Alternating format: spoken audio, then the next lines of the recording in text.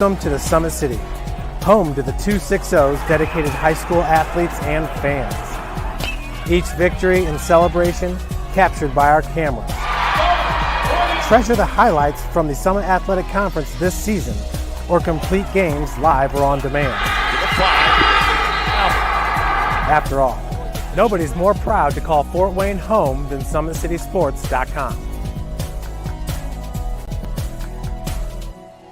The athletes has always been here, and they're getting better. I'm watching, Summit City Sports, man, they're doing an awesome job. And, that's a plug. Them dudes are doing an outstanding job. And I'm able to be in Nashville and watch games on YouTube that they're broadcasting, and I'm seeing the talent. And it is just truly outstanding. And, you guys have seen the talent that's in the NFL now from Fort Wayne, Indiana, the talent that's coming up now, and the talent that, is just here, man. It's really cool. Developed for athletes of all sports, PSM's Edge training program is a personalized, high-intensity experience designed to help you outperform the competition. Whether you're looking to enhance your speed, strength, power, agility, or overall fitness, our expert training staff will build a program that adapts to your schedule while maximizing your overall performance. Now accepting athletes 12 years old and up. Get started today. Schedule your free evaluation at psmsports.com/edge. I started playing football when I was 4 years old in the Cub Football League at Leo. My freshman year of high school, I really started to notice that there was something different about how I played compared to what some other people were playing like. So then I started to develop more. I started to see the results, and then being able to go to Iowa was a big opportunity for me. Being able to train here at PSM has really given me an edge over my competitors. Working on my speed, that's the name of the game nowadays, is who's the fastest guy on the field. Being able to put my body in different positions to allow me to be in the best position during the game. It's so important to not take those days off and just get into a place like PSM where they have flexible hours, and it's good for college athletes to come in and just train.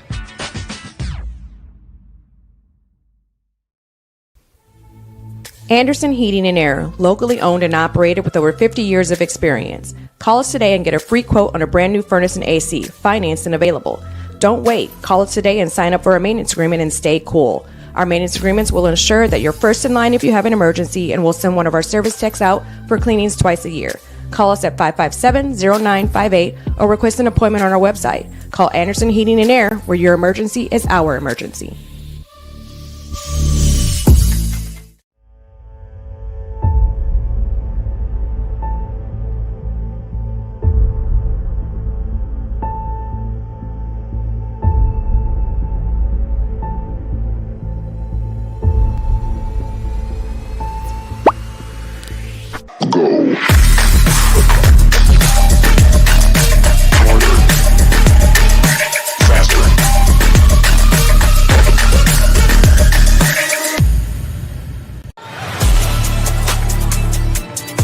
Game day, the moment athletes live for, the intensity, the passion, the unforgettable plays. And while you focus on the game, Watermark Sports Photo captures the memories. From the heart-pounding action to the game-winning score, our game day photos make your athlete the star. But we don't stop at game day. With our Sportrait sessions together, we dream up poses and take your athlete's story to the next level. Serving Northeast Indiana and Northwest Ohio, from colleges to high schools and club sports, moments fade, but the memories last forever. Watermark Sports Photo, where every shot is legendary. At PSM Sports Therapy, recovery is more than getting you back to your sport. It's about building a stronger version of you. Our team of experts uses state-of-the-art technology to build personalized care plans that get you healthy and back in action safely. With no physician order needed, contact us directly to receive top-quality care exactly when you need it. Call 260-266-4007. Visit one of our Fort Wayne locations or go to psmsports.com to learn more. Let her cook, let me cook. Never gave it, I ain't never gave no.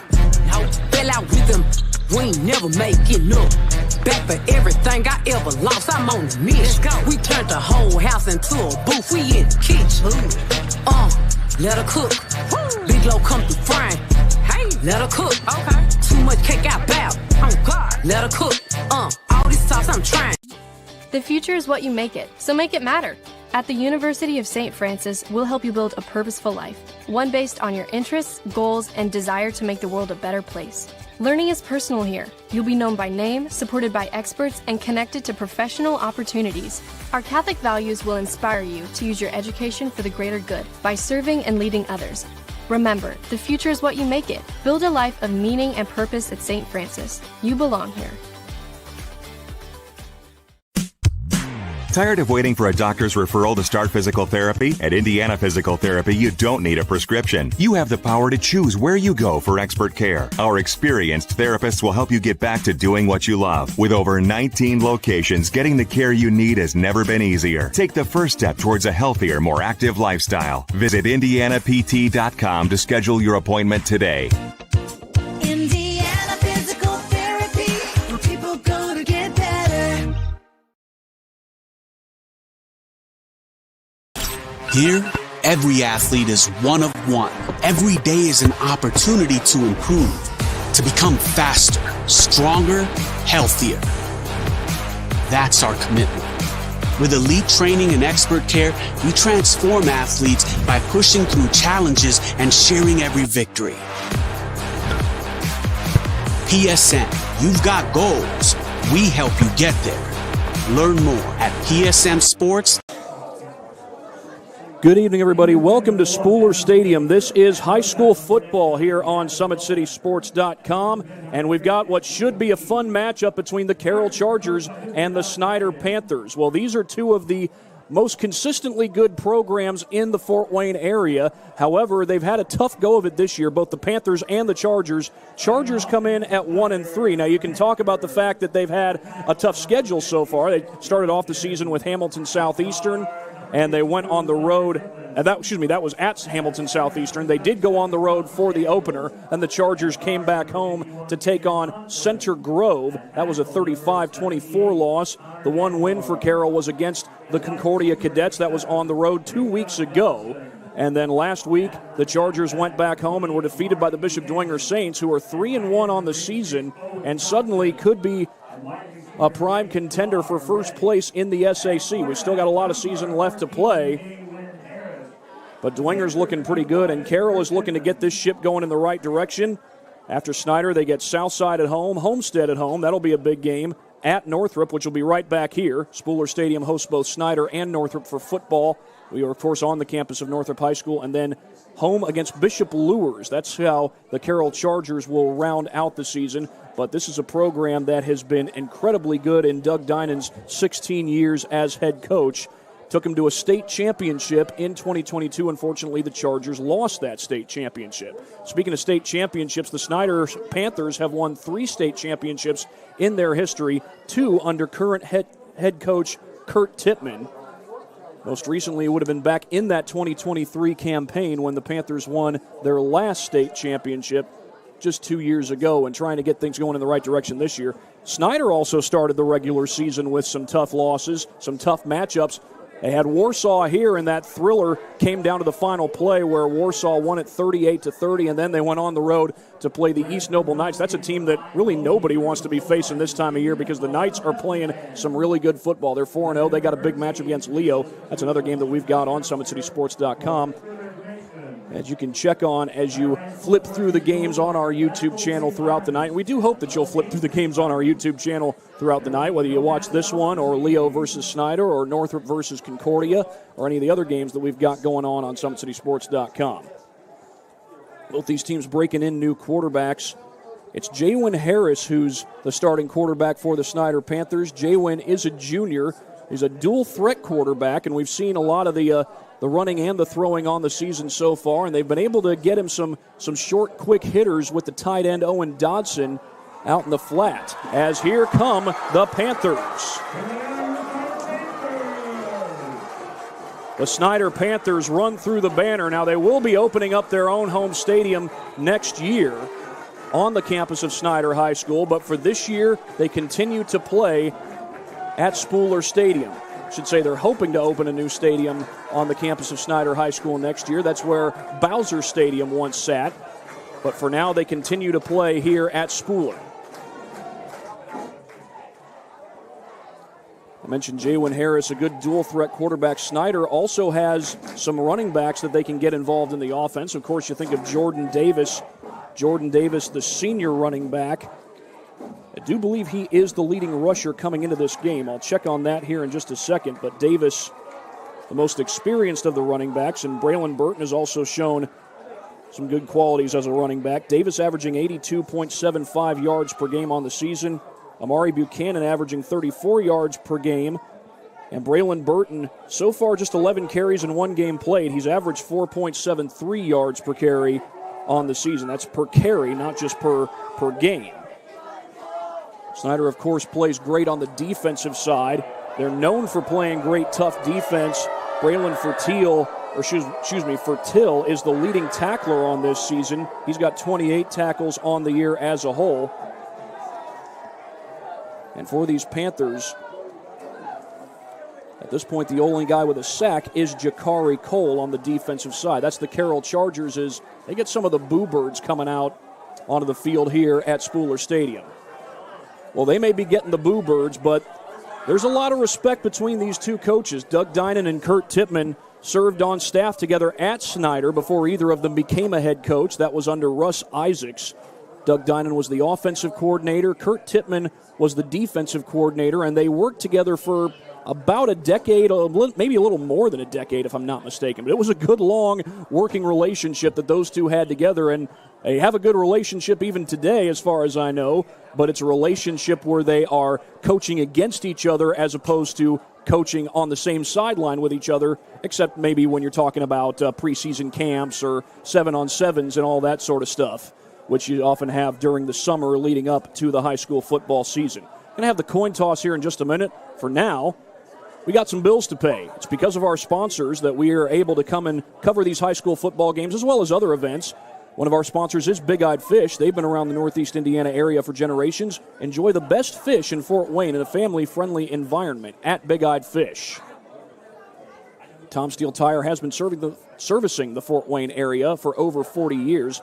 They'll help you find the perfect tire for your vehicle and other auto repair services. 3 captains for Snider, 4 for Carroll. I can tell that Owen Dotson, Mong Tung, and Sawyer Tippmann were the captains for the Panthers as they go out for the coin toss. And I think that's either 71 or 73. Now check that. That's not a 70. My apologies. I can't see the number for the Carroll captains. But Snider has won the toss, and they have deferred. Carroll will receive. That's actually 76. Nicholas Soto serving as one of the captains for... that's for Snider. That would be Brennan Coons serving as one of the captains for Carroll, along with Evan Brubaker. Those are just 2 of the 4 captains listed for the Carroll Chargers. So Carroll's going to get the ball to start this game. You know, Carroll's known for having high-powered offenses, and their quarterback, Gabe Freisinger, does come into this game averaging over 200 yards per game. Again, went up against a tough Dwenger team last week, a Dwenger team that's known for playing very tough on the defensive side of the ball. Final score of that game ended up being 9-6. Snider knows a little something about playing to only field goals. They had a 9-0 win against Bishop Luers earlier this season. Mong Tung is going to kick it away for the Panthers. It was Mong Tung who made the game-winning field goal in regionals against Mishawaka last year. That's not Mishawaka Marion, that's the Mishawaka Cavemen. And it looks like, well, we know that Carroll's going to get the opening kickoff.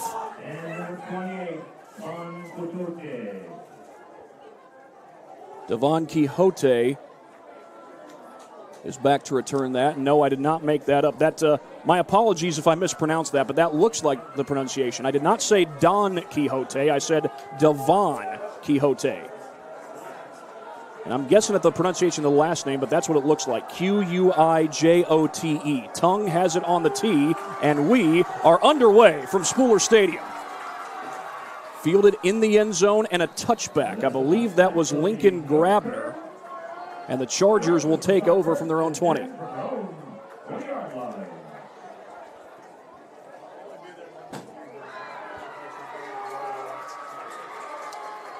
Do have the starting offense for the Carroll Chargers. We'll go ahead and give you the offensive line. At tackle, Brendan Coons, Jerome Burney at left guard. Adam Klein is the center. Matthew Wigginton, the right guard, and Andrew Rudolph is the right tackle. Already chance of the famous I Believe That We Will Win coming here at Spooler Stadium. We are at Northrop High School, and that's one of the things I got to remind myself of. Gabe Freisinger, the junior quarterback, operating from the pistol. He'll throw it on first down, and that's complete to the far side. Got about 7 on the play. Mason Bauman with the reception, the senior.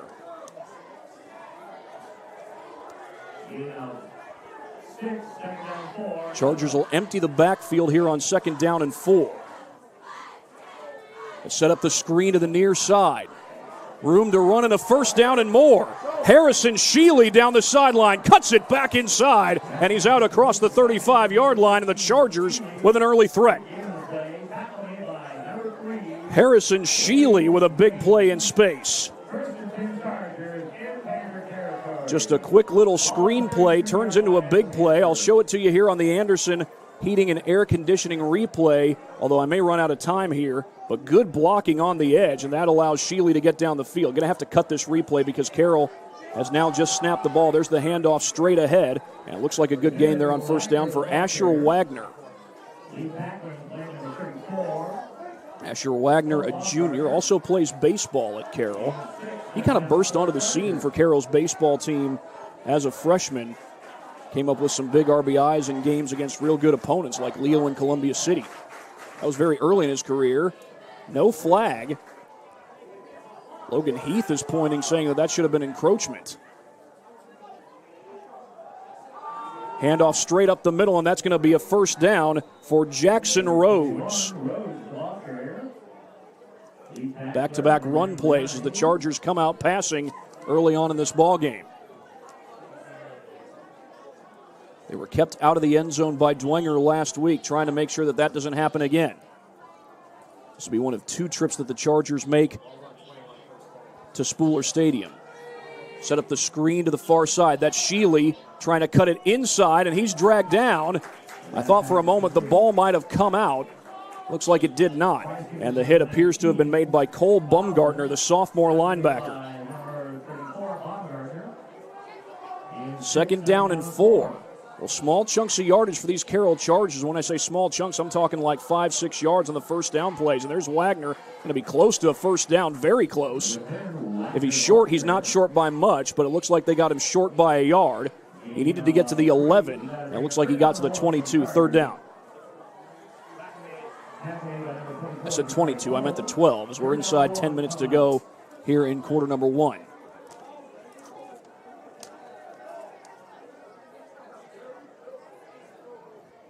Evan Brubaker in the backfield as an extra protector. Handoff will go to Wagner, and Wagner's got it into the teeth of those Panthers. That's a first down. Ball comes out. Are they saying he was down? Yes, they are. But Asher Wagner converts on 3rd and short. Here's another look at it on the replay brought to you by Anderson Heating and Air Conditioning as Carroll subs guys in. Brought in extra blockers there. Got a good block from Eli Newhouser. Tight end serving as an up back on that last play. Here's the snap to Freisinger. He rolls to the left. He's got room to run, and he'll take it. And then he gets hit inside the 10. A low hit on the play, and I'm trying to get a look at who made the tackle. I think that was Hugh Hunter, number 22. Indeed it was. The Chargers will have a 2nd down and goal on this play.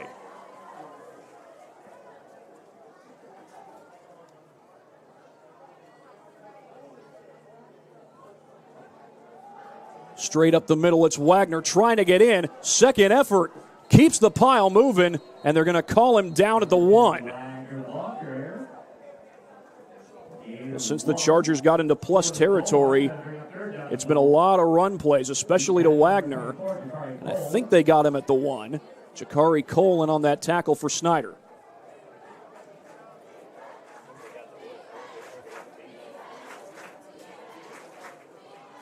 It's Wagner again, tripped up. Did he get there? He did not. He's down just short. That's going to bring up 4th down. He was just inches short. And right now the ball looks like it's about at the half-yard line, 1 foot line thereabout. But Carroll's knocking on the door, and no surprise here, they're keeping the offense on the field. It's a quarterback sneak, and Freisinger's in for the touchdown. The whole pile pushed back against that Snider line, and Carroll strikes first. They're up 6-0.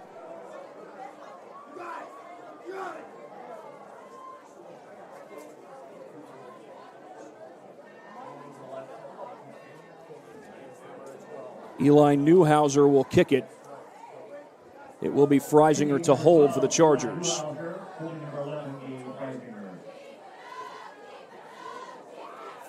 Snap is down. Kick is up. It's good. And the Carroll Chargers lead it 7-0. Going to get another look at our replay brought to you by Anderson Heating and Air Conditioning. This was Gabe Freisinger and that Carroll offensive line just pushing back against that Snider D line. Snider known for having big, strong guys in there that can stop the run, but Carroll was up to the task that time. Quarterback sneak always tough to stop. It's not the tush push, but fairly close to it. You don't have as many bodies pushing like you do with the Eagles tush push or brotherly shove if you prefer.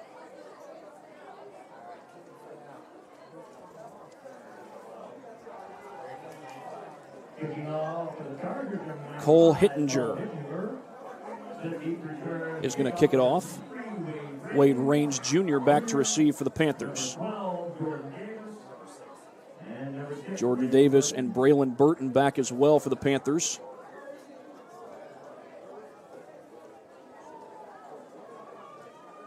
Carroll able to establish the run and get some short passes going.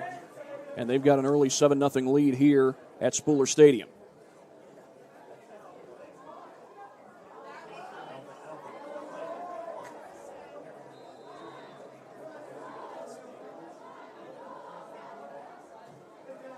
A line driver, that's going to go toward the end zone, and it will be a touchback for the Snider Panthers. And they'll start from their own 20-yard line, down 7-0. Jaywin Harris has been the starting quarterback for Snider most of this season. Let's look at the offensive line that he'll be behind. The guards are Sawyer Tittman and Kenyon Conklin. The tackles, Connor Bander and Leland Jen. Center is Crosby Daniels.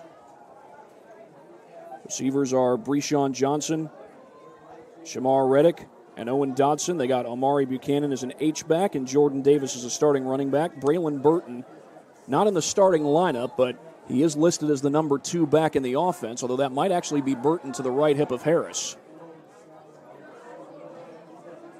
Harris going to fake the throw, and Carroll's ready for the run there. They were not fooled. In on that tackle for the Chargers was Elgin Davis. Jordan Davis got the handoff. And excuse me, I have to correct myself. I believe that was Liam Keys who made the tackle for Carroll. 2nd and 12, a negative play for this Carroll defense early on.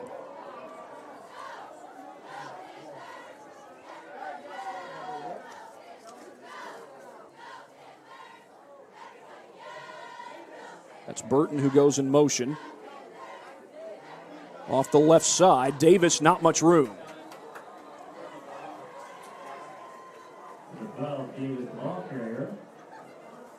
A whole host of Chargers, including Lincoln Grabner, in on that tackle.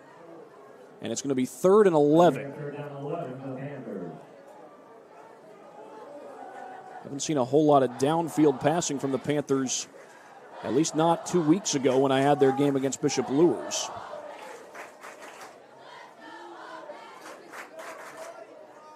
But the Chargers have them behind the sticks.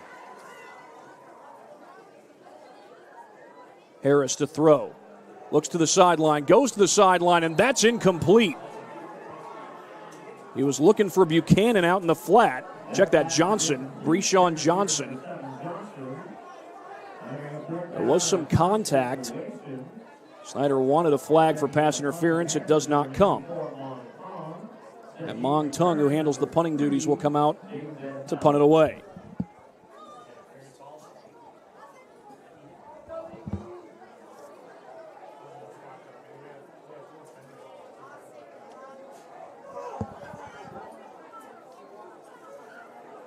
Tongue, a little rugby-style punt. It does take a Snider bounce and a really good one. Jaden Van Pelt had to back away from it. That ball's still going. It's going to roll inside the 30, and it'll be down to the 29-yard line. That's better field position than what Carroll had on their last drive, though. Their last drive ended in a touchdown.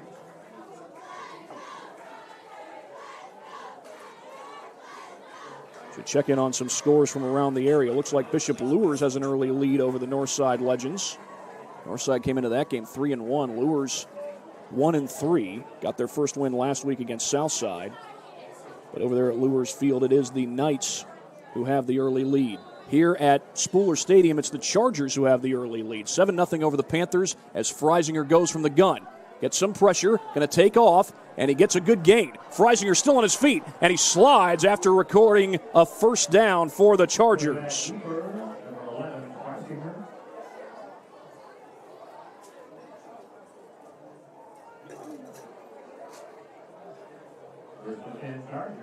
Seeing that there, thought there was no score. Now there is a score between Leo and East Noble. It's 6-0. So I had to guess, I'd say probably a touchdown and missed extra point. Freisinger quarterback draw. And this time he's met and dropped at the line of scrimmage. In on the tackle was Landon Markley. So far, that's the best defensive play this Snider team has had. Their offense just went 3 and out. Carroll did score on their first possession. Can the Panthers respond? It's only second down, though. But they did hold Freisinger to just a 1-yard gain. Freisinger incomplete. That was dangerous. Braylon Fertil was eyeing a pick. And it's 3rd and 9. Well, that's what you want if you're Snider. You want to be able to make those plays out in the passing game. Granted, what you really want is the takeaway, but Fertil does get him into 3rd and long.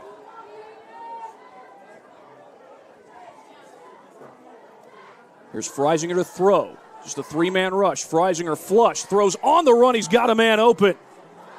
Out across the 45-yard line with a first down is Harrison Sheely. Do we have a flag down? Yes, we do. It's holding, and it's coming back. Well, that might have come about the time that Freisinger was leaving the pocket.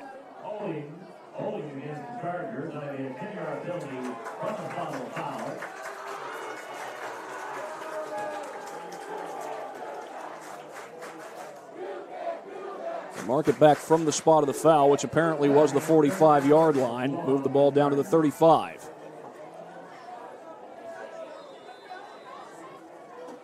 Snider makes a substitution. That's Wade Raines. Check that. That's not Raines. That's Travis Black, the junior corner, coming into the game. And on 3rd and 19, it's going to be a screen pass. Snider has defenders all over, and that's not even close to the line to gain. Jaden Van Pelt, the senior wide receiver, comes up with the catch. But it does mean a punt, and ultimately it's a 3 and out. Well, it's not a 3 and out, but Carroll does get 1 first down, and that's it.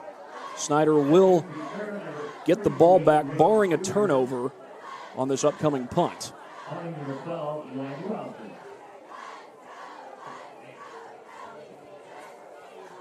Concordia was in action against Northrop. Northrop's leading that game. That's a high snap. Still loose. Picked up by the Panthers. And it's a scoop and score on the high snap. Javion Davis takes it to the house.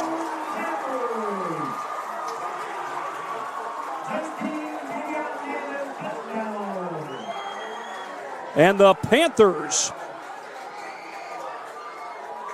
with a huge takeaway.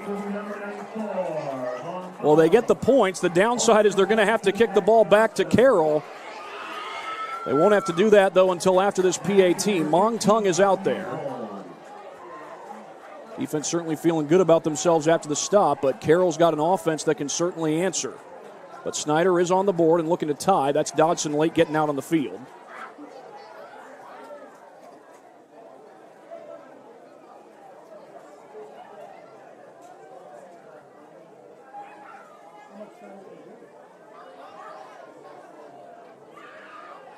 They get it down. Tung's kick is up, and it's good.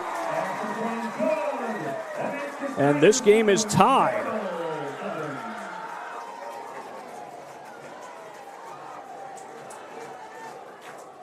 We're going to go ahead and show you the replay. It's brought to you, as always, by Anderson Heating and Air Conditioning. Just a high snap, too high for Freisinger. He couldn't pick it up. Javion Davis scoops it and takes it in. Davis, the sophomore, in there on the punt block team, and Snider gets a special teams touchdown. But again, that means Carroll gets to send their offense right back on the field with 4:23 to go left in this first quarter. As mentioned earlier, Northrop's got a 7-0 lead over Concordia. That's over at Zollner Stadium. I believe it's still a 7-0 lead for Bishop Luers against Northside. Last I checked, it was 6-0 East Noble over Leo. Might have been a missed extra point there, or maybe a couple of field goals. Yeah, still 6-0. And it looks like Leo just answered. Just checking the game, it looks like Leo got a touchdown. It sure looked like a touchdown. Yes, it was.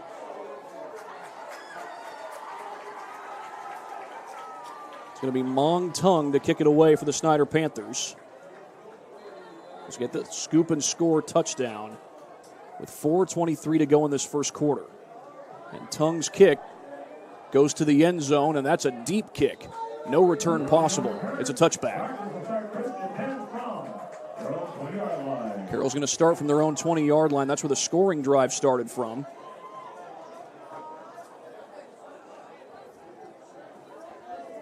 And again, another look at the touchdown brought to you by Anderson Heating and Air Conditioning. High snap.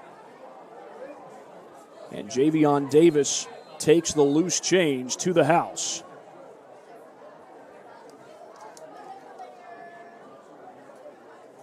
Does Carroll have a response? They did not go 3 and out on their last drive. They got 1 first down, but that was it. As Freisinger sets up the screen to Sheely, this was a successful play for them on that first drive, I should say, and it looks like it's been successful to get them a first down, and it has. Hayden Maple with the tackle for Snider.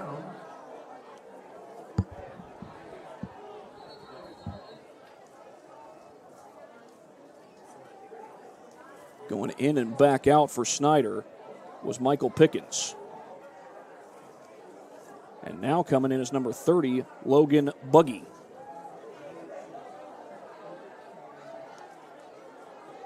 Carroll's been able to move the football well. They've only been stopped once so far. And like I said, if you're Snider, you got to get your defense right back out there after that scoop and score. Freisinger wants to go deep. Now he's going to tuck it and run and get what he can, and he gets a good gain. It's good enough for a first down. That was a big hit by Bumgartner, but it's enough for the first down.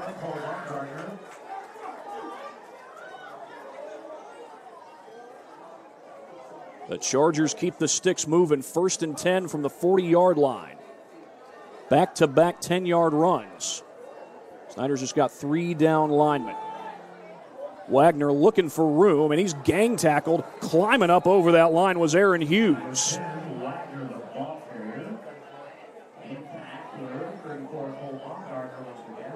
Well, I'm going to show you this replay again, if for no other reason than to show you what Aaron Hughes just did. Check that. I think I'm going to run out of time. Well, there's the jump over the pile by Hughes. It's Freisinger to throw the screen. That's complete. Sheely looking for the sticks, and he's got it. First down. He steps out of bounds right before Q Hunter comes over to make a near tackle. And Carroll is in plus territory. It's a gain of 10. They've had 3 plays that have gone for 10 yards on this drive so far. Wagner contacted, and not much gain there.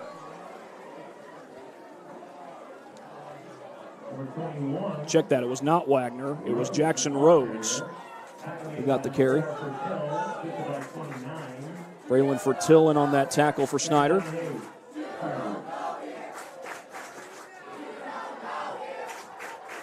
Fake handoff. Freisinger pumps, rolls to his left, throws on the run. He's got his man complete. The catch made by Mason Bauman. Gabe Freisinger slinging the rock here at Spooler.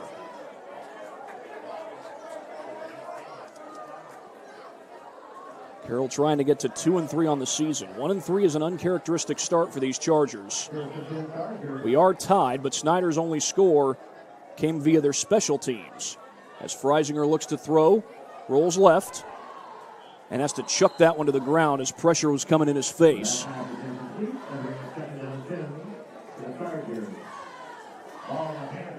I think that's Kenyon Conklin bringing the pressure late for Snider.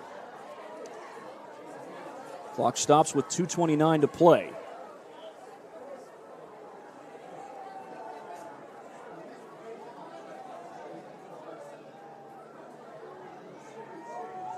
Trips to the near side. Here's Freisinger looking to set up the screen. He's got it complete and a broken tackle by Jaden Van Pelt, and look at him shift away. Van Pelt takes it inside the 20. The shiftiness after catch by Jaden Van Pelt. And the Chargers have it in the red zone, and they're going hurry up, so I'm not going to have time to show you that replay. It was some good shiftiness, though, by Jaden Van Pelt.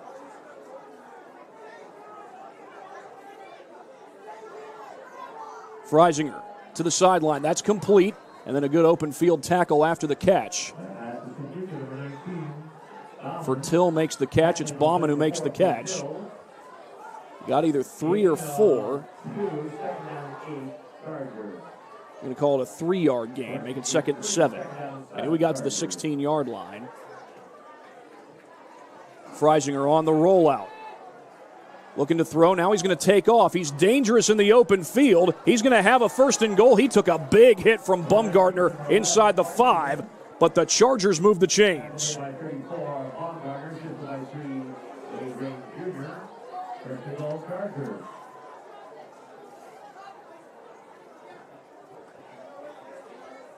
The Chargers have a 1st and goal with less than 2 minutes to go in the first quarter.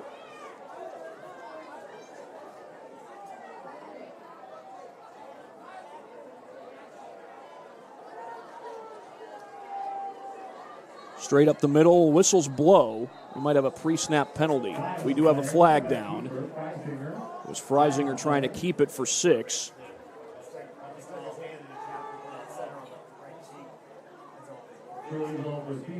Illegal procedure against the Chargers. So they'll be backed up 5 yards to the 8-yard line. It was a penalty that took away a 1st down on Carroll's last drive. Would have been a 3rd down conversion. Made it 3rd and 19, and Snider got the stop. Right now, Snider trying to keep Carroll out of the end zone. Carroll got a 4th down touchdown on their first drive of the game. Wagner's in the backfield. Freisinger to throw. Stands in the pocket on time. Touchdown. Jaden Van Pelt. But we've got a flag. Thought the ref was about to signal offsides. He's signaling everybody to calm down. It's coming back. It's going against Carroll. Illegal procedure. Right now, the big bugaboo for the Chargers is the penalties. They've had 2 procedure penalties on this drive, and they've been backed up to the 18.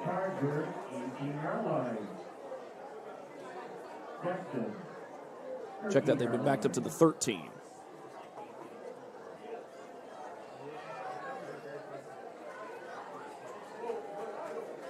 Freisinger just delivered a dart on that last play. He throws to the end zone again, and it's caught for the touchdown.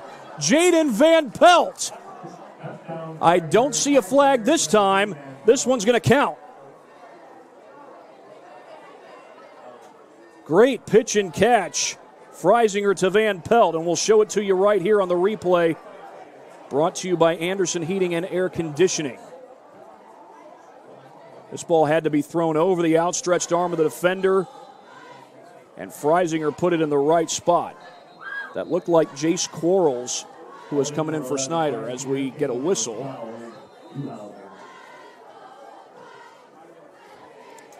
Eli Newhouser on to kick the PAT.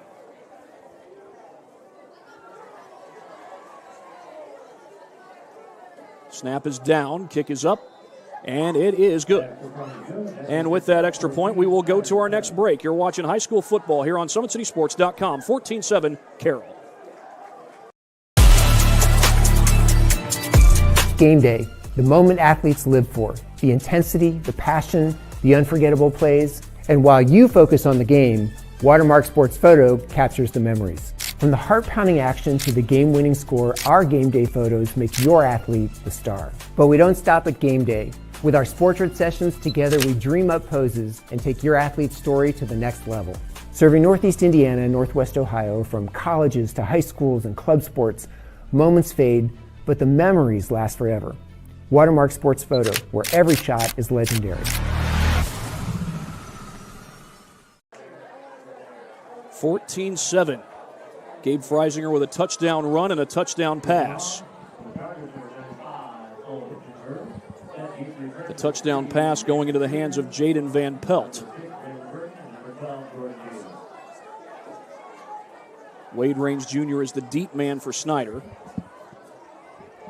Cole Hittinger to kick off for Carroll.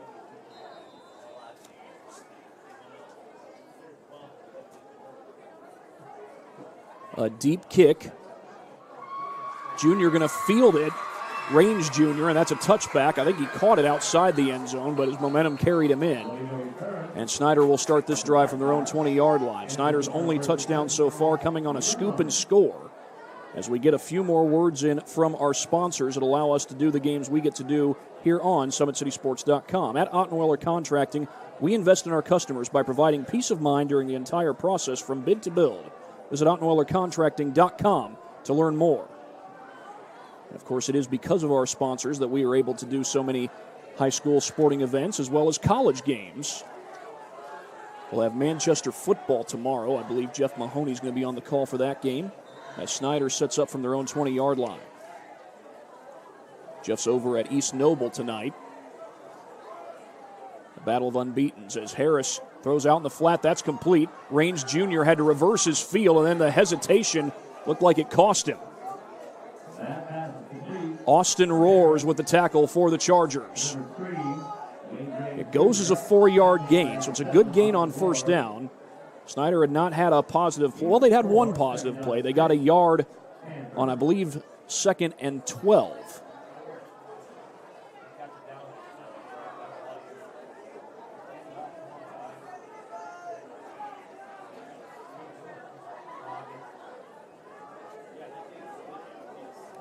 Handoff up the middle. That's going to go for a gain of about 5, maybe 4. That's number 28 on the carry, Amari Buchanan. He did get 4. It's going to be 3rd and 2. Well, Snider does have a 3rd down, but they get themselves a 3rd and short. Snider has often had good running backs in their backfield. You think of guys like Amari Buchanan, Langston Level, Jordan Davis, a real good one. Tyrese Brown. Off the right side, Davis, he didn't get there. He's short by a yard. The Chargers hold him short.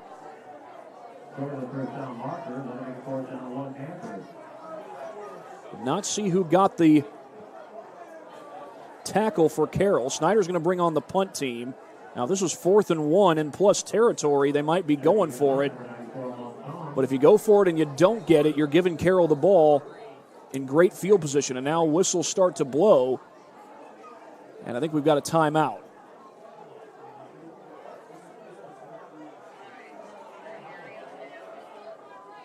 I've not seen a signal as to who took the timeout. My guess is it was Snider.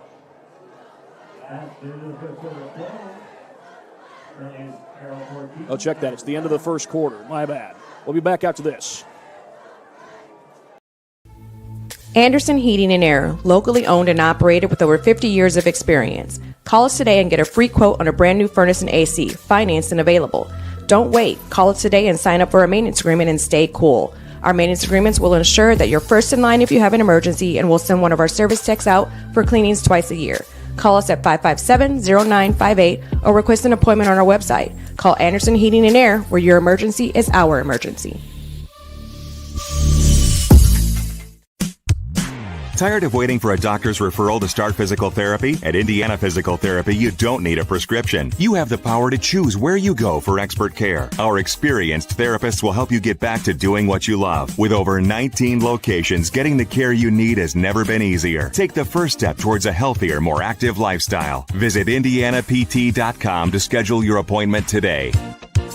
Indiana Physical Therapy, where people go to get better.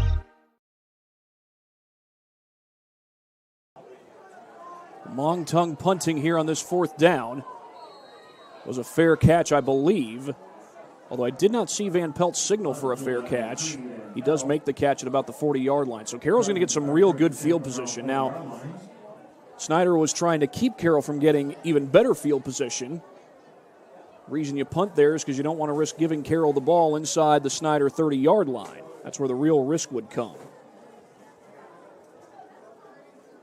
Here's another look at that third down stop for the Chargers. This was 3rd and 2, and Jordan Davis, a really reliable back, not able to convert this one. And I think that was number 18, which would be, well, 18 is, I think, Gavin Green.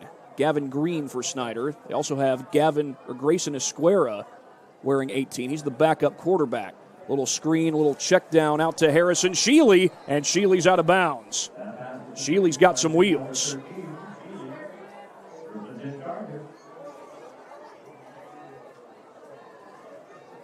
Just 16 seconds into the second quarter, and Carroll is on the move. Snider's gone up against some teams with great passing offenses so far this year. You think about the East Noble Knights 2 weeks ago. And now going against these Carroll Chargers. But the bugaboo for Carroll has been the penalties, and right now we've got a false start as Freisinger just flips the ball back to the official. 1st and 15. Now Carroll had back-to-back penalties after setting up a 1st and goal on the last drive. How'd they respond to that? They got a touchdown. Gabe Freisinger connecting with Jaden Van Pelt. They'll throw the screen here to Sheely. Harrison Sheely gets back the yards lost and then goes out of bounds. A little brief wrap there by Q Hunter. It's going to go as a gain of 7. They said Hayden Maple forced him out. That might have been correct. Hunter was the last one to hit him. 2nd down and 8 coming up. Might have some score updates from around the area as well here. Rolling to the right is Freisinger. And Freisinger going to get a decent gain, really good gain. Took a big hit at the back end of that play. Looked like Conklin came in and made the hit late. I say late, not in the sense of illegally late. But on the back end of that play, he made the hit. 3rd and 2 coming up for the Chargers. They stopped the Panthers on a 3rd and 2, held them to just 1 yard. We'll send Freisinger under center. A handoff to Wagner. He lowers his shoulder and he's got it. Asher Wagner, a workhorse in the ground game, does what he needs to do.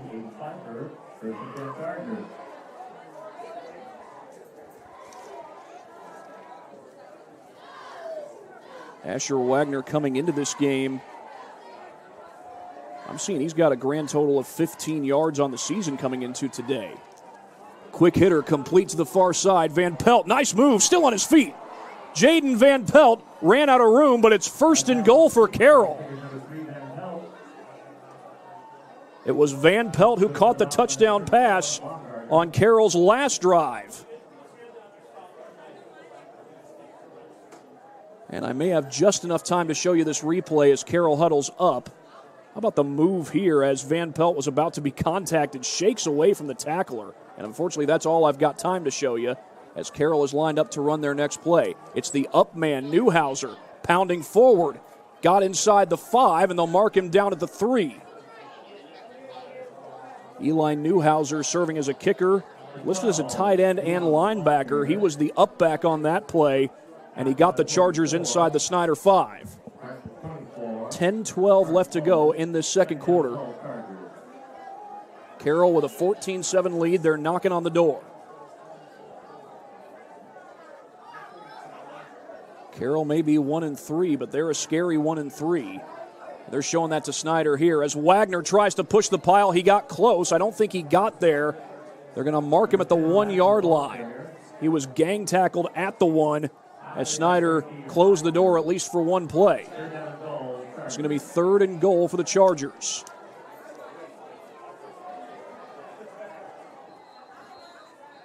Whistles blow, timeout Carroll.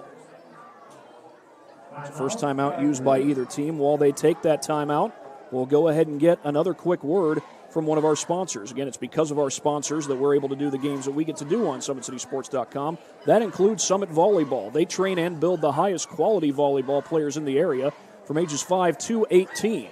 Jump on board. Together we can reach the summit. Jolly Law Firm is the area's best criminal defense firm, helping defend the accused from the government. Whether you're facing an OWI or any other criminal accusation, Jolly Law Firm is the answer. Ansioka Cleaning and Restoration, providing commercial cleaning services, including janitorial, water damage, and state-of-the-art disinfecting services throughout Northeast Indiana. Carroll's had the ball 4 times. This is their 4th possession. They've scored twice. They're trying to make it 3 times. Only time they didn't score, a holding penalty took away what would have been a 3rd down conversion. And the Chargers punted on 3rd and 12 thereabout. It's Wagner right side. He's in. Touchdown. Asher Wagner, the junior back, and Carroll scores for the 3rd time in this game.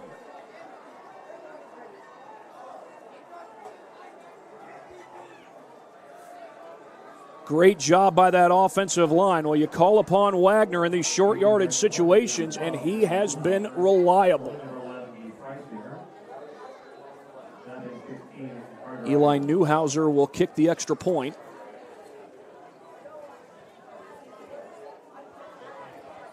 Eli Newhouser, also a great baseball player at Carroll under Dave Ginder. That kick's angled a little bit and no good.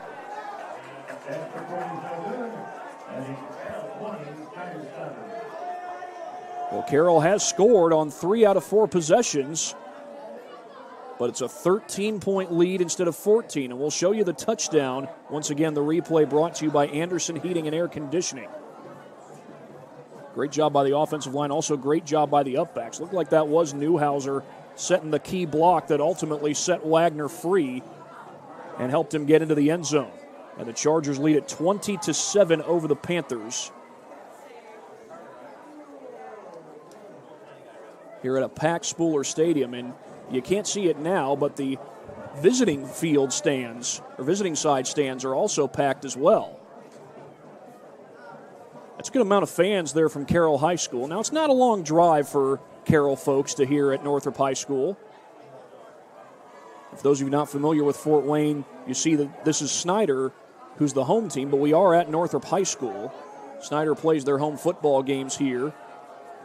The plan is that they'll start playing at a brand new field next year on Snider's campus where Bowser Stadium used to sit. Plan is to have a track around the field, and I think the plan is also that Snider's soccer teams will play there as well. Snider's soccer teams, if I'm not mistaken, currently playing at Krieger Park in New Haven. Cole Hittinger to kick off for Carroll. It's a deep kick, returnable for Raines, and he takes it from the 1-yard line. Raines looking for some room. There's not much there, and he's not going to get to the 20-yard line. He was pushed back big time, and that tackle was made by number 31, and that is Daquan Boone.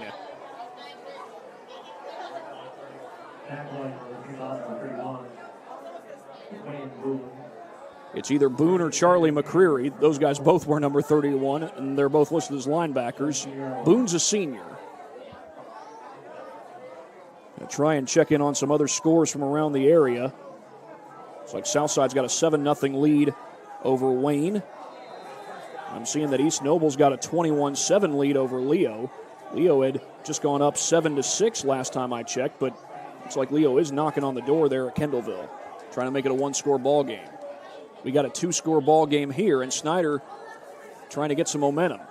They send Dodson, the tight end, in motion. Check that. That's Maple. They'll run it straight up the middle, and that's a good gain. And out close to the first down, going to be a couple yards short, is Braylon Burton. Braylon Burton with the 8.5-yard gain. Snider has not picked up a first down in this game. The one touchdown they had was on a high snap on a punt. It was picked up and taken back for the touchdown by Javion Davis. 8:52 and counting left in this first half.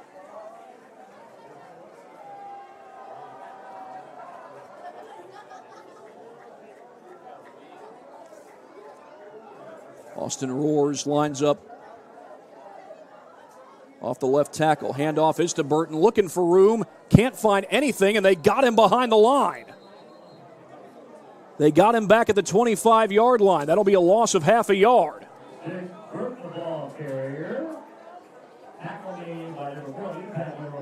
Like I said, Snider does not have a first down in this game. They had a 3rd and 2 last time they had the football and only got a yard, and since they were not in plus territory, they punted the ball away.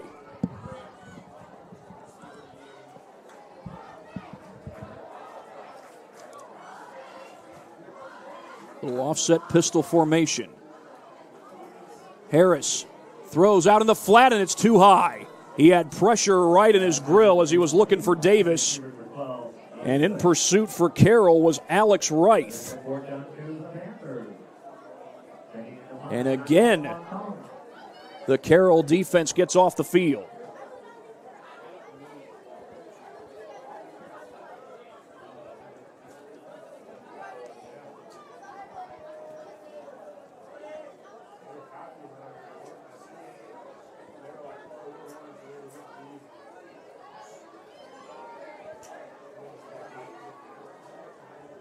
No first downs for Snider yet in this game. A little pressure comes, big-time pressure. That wasn't a little pressure. That was a whole lot of it.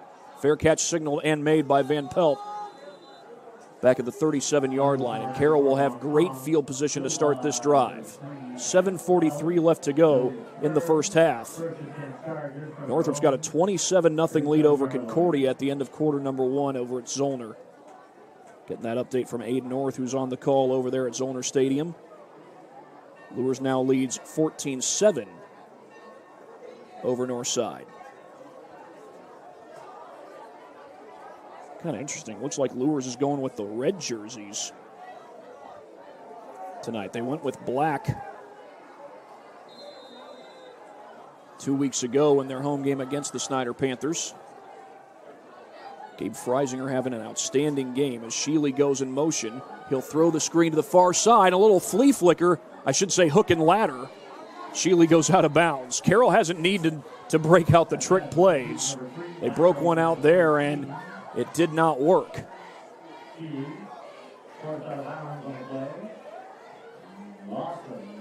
Carroll girls soccer was here last night taking on the Northrop Bruins, and Carroll was a winner there 4-2. You might have gotten a chance to see that on Summit City Sports as Freisinger looks back to throw, goes right down the seam, and he's got Van Pelt.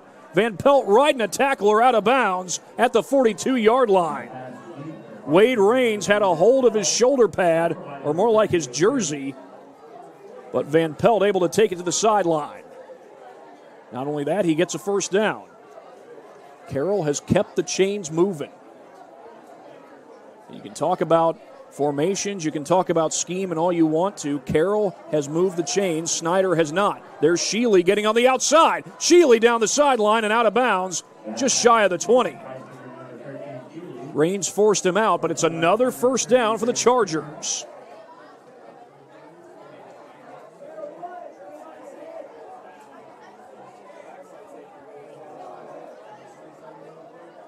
Carroll's knocking on the door. They've scored on 3 possessions. They've had the ball 4 times. Floater to the end zone. Man's there. It is caught. Touchdown, Jaden Van Pelt. And a little cartwheel on the sideline to cap it off.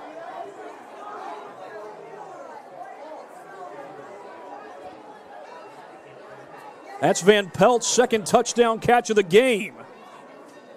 And it's Freisinger's second TD pass. And the Chargers look like they're going to kick the extra point here, as Newhouser gets set to kick it. Carter Irons, the holder. And the extra point is good. He missed his last one, but he got this one. And this was not an easy catch for Jaden Van Pelt. Here's another look at it on the replay. As always, it's brought to you by Anderson Heating and Air Conditioning. Little pressure there. Looked like Maple got in there. And that's a great catch. Jaden Van Pelt secured it with his hands and got his left foot down and brought that ball across the goal line. That is a touchdown by every definition in the book. So we check in on some other scores around the area. Of course, East Noble and Leo are playing out in Kendallville. East Noble with a 21-7 lead over there. It's a battle of unbeatens in the Northeast 8 Conference. Bishop Luers taking on Northside. I'll be checking on that score in just a little bit. Hope to check on that score in just a little bit. Looks like they're at a break right now.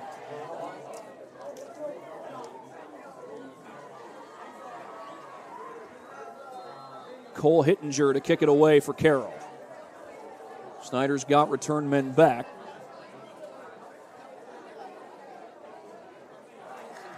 Oh my goodness, Raines caught that and almost went out of bounds. He should have let that go. He's lucky he's not down his own 3-yard line, but he's not that lucky in the end. He's only out of bounds at his own 7, and that puts Snider way behind the sticks. 14-7 Luers still with the lead over Northside. Over there at Bishop Luers High School. Another word from one of our sponsors.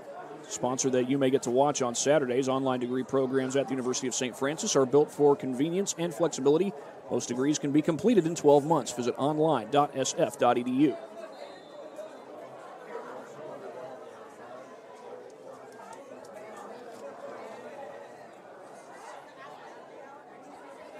Handoff to Jordan Davis. Davis dancing to the outside, and Davis gets a good gain on first down, and he's close to a first down.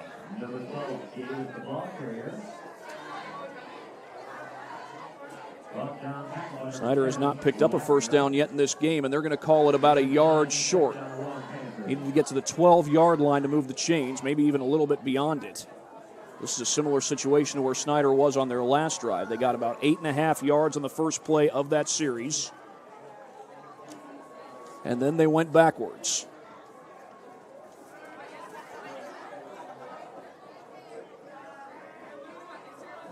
Harris to throw. He's got time. He floats it. Incomplete.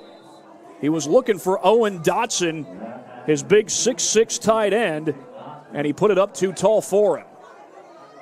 I tell you what, at 6'6", I bet Josh Raikkonen would love to have him on the basketball team. I'd be curious if Dodson is going out for basketball this year.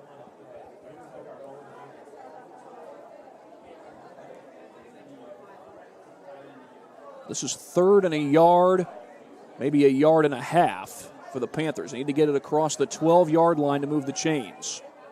They fake the jet sweep. It's a handoff straight ahead, and Davis has got it, and Davis into daylight. Jordan Davis gets a block in front. He's out of bounds across midfield. Best play of the night for the Snider Panthers, and they're in Carroll territory. First down of the game for Snider.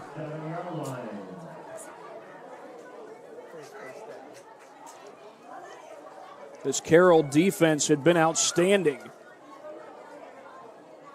We're still technically in the second quarter. Not technically, we are officially in the second quarter. So Snider doesn't necessarily need to abandon the run game. And if they do score on this drive and get a stop on the next drive, They may still be going to the run at least early in the second half. That's Harris, and he's run into by a host of Chargers. But a flag comes in, thrown right at about the line of scrimmage. Looked like Coleman Tipton was in on the tackle for Carroll.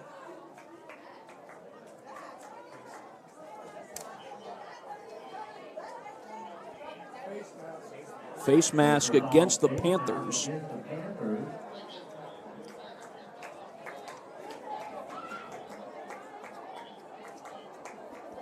Talking about Carroll's defense, Eli Newhouser is their leading tackler. 47 total tackles on the year. Austin Roars leads them in tackles for loss. He's got 5 of those. Roars also has 2 sacks this year. It's a 15-yard face mask, pushes Snider all the way back to their own 38, and that's a huge penalty after getting that first down moments ago on the biggest play from scrimmage that Snider has had. Shamar Reddick lines up wide to the right. It's Harris to throw. Hits it out in the flat. That's complete, but a short gain for Braylon Burton.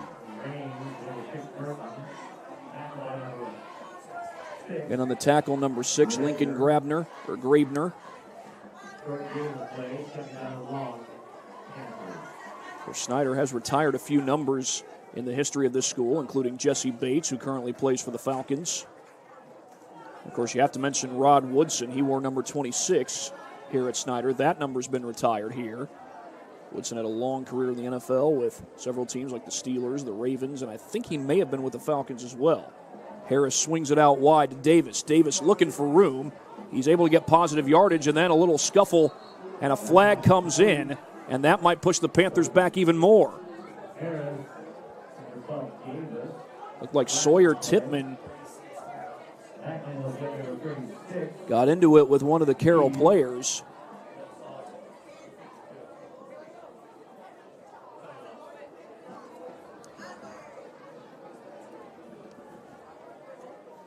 It'd be too late to show you the replay of who got into it at this point.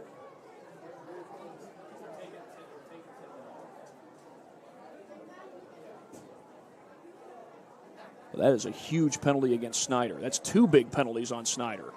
They had a 1st and 10 in Carroll territory, and now they're way behind the sticks. Ball's going to be moved all the way back to the 39-yard line.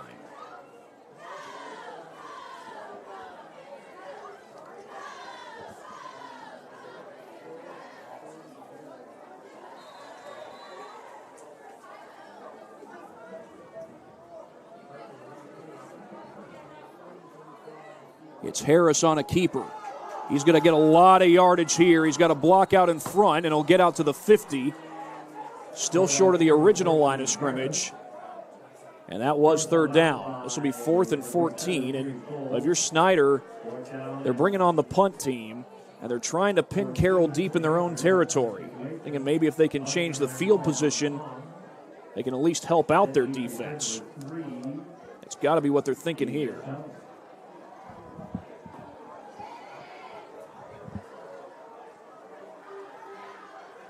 Long tongue to punt it away.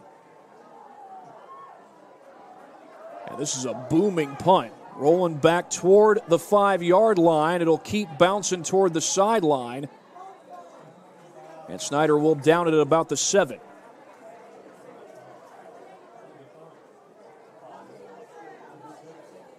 .440 left to go here in the first half. Carroll has scored on 4 of their 5 possessions so far in this game. Snider's only score was on a high snap on a punt, picked up in return for the touchdown by Javion Davis. They've converted just 1 first down so far in this ball game. But for Carroll, they're starting this drive from their own 7. Easily their worst starting field position of the game.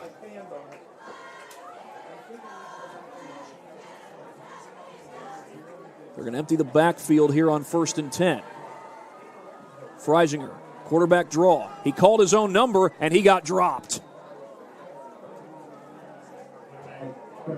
Darion Clopton, the junior, with a tackle for Snider. It is a gain of 2. That's it.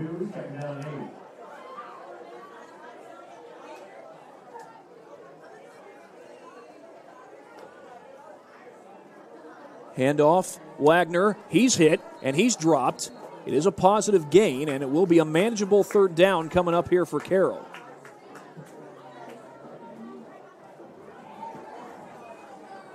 And I think that was incorrect. I think that was Jackson Rhodes who got the carry there for the Chargers. It's been Wagner largely in the short yardage situations. Here's Freisinger with time. Fires downfield. Was that intercepted? It was! Picked off by Q Hunter. And Snider's defense does come up big. Only their second stop of the game. Q Hunter with a huge pick. Freisinger had plenty of time, but the coverage held up on the back end. Couple of pumps, and Freisinger just didn't have anybody to go to. When he finally did, he threw it too high, and Hunter gets the pick, and Snider's set up at the Carroll 40.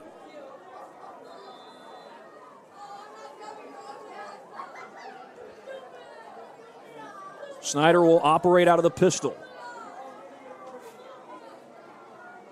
Handoff to Davis. Davis nowhere to go. Asher Wagner blew that play up with a little help from his friends.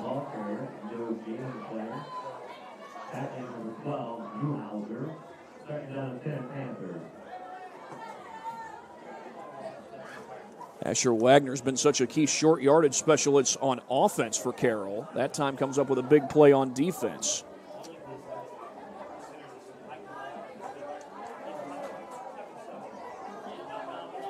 Wagner came into this game with a grand total of 10 tackles on the year.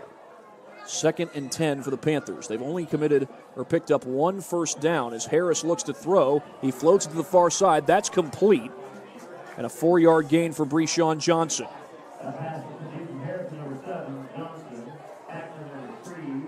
And it's going to be 3rd and about 6. Inside 3 minutes to go. And you wonder if Snider gets this ball across the 35-yard line. Do they think about kicking the field goal? Mong Tung's got a big leg. Hit a long field goal for Snider in their regional championship game 2 years ago against Mishawaka. So I got to think that that's in the cards for Snider. Fake handoff, a screen. Davis going backwards, thrown down by Lincoln Graebner.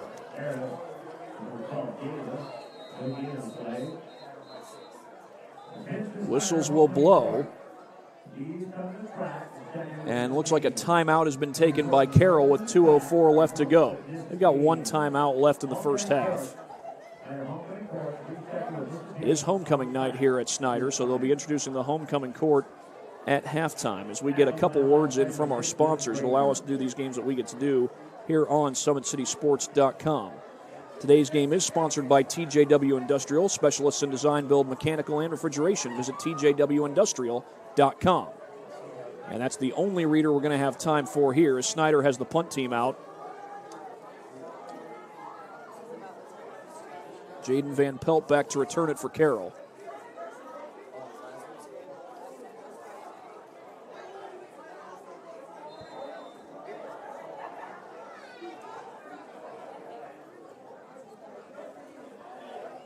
Tongue. That one's a short kick. And it's going to take a Carroll bounce. It's dived on by Bumgartner at about the 34, maybe the 35-yard line. 1:55 left to go here in the second quarter. Go ahead and pay one more bill as today's game is sponsored by LiUNA, the 12,000 Hoosier men and women, with Laborers District Council and affiliated local unions that build Indiana. We are LiUNA.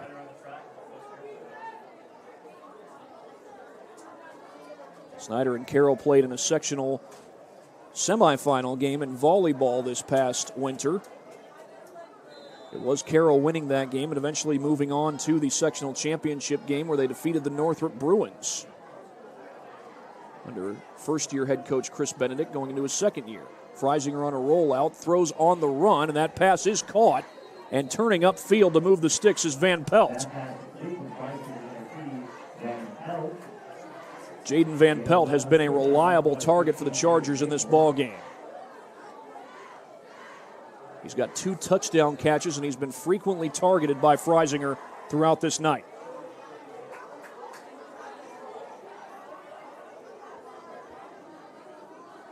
Freisinger looks to throw, incomplete. Behind Harrison Sheely, and it'll be second down. Good thing for Carroll is that does stop the clock. Right now, Carroll, at the very least, looking to get in position to get some extra points on the board. Now, with all the weapons they have at receiver, you'd think that they'd like to get a touchdown here, and they certainly would. They certainly can.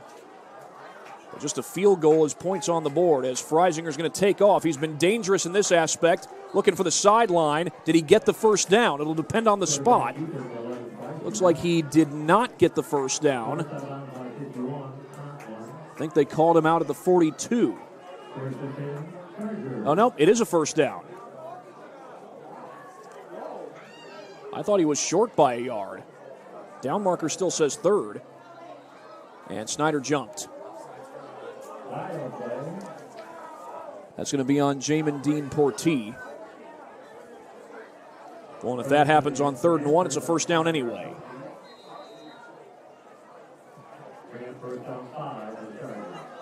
First and 5 after the penalty. Freisinger to throw. Freisinger looking around. Now pulls it down. Pressure from behind. He's got to get rid of it. He doesn't, but he does get the first down, and he gets out of bounds at the 40-yard line. Gabe Freisinger, dangerous in the ground game, and the Chargers move the sticks up to the 40-yard line. 1:25 left in this first half. As the sun goes down over Fort Wayne, Indiana, it has gone down.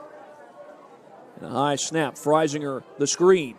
Sheely turning upfield, dancing outside, looking for the sideline. He'll move the sticks, and he is out of bounds, and the linesman got tripped up too.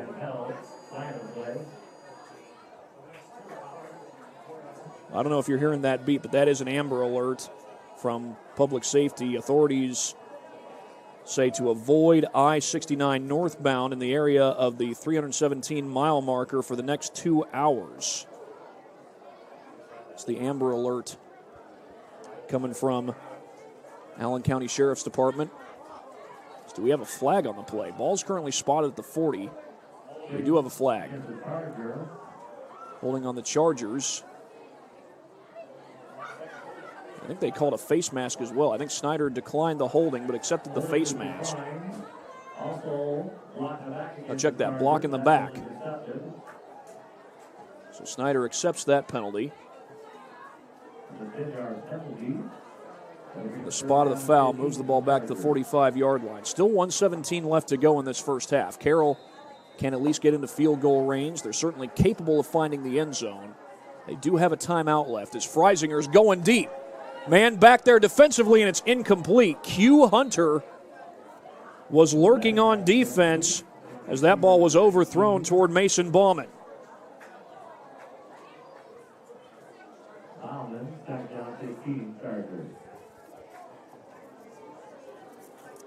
Second down and 15 from the 45, 1:06 left to play.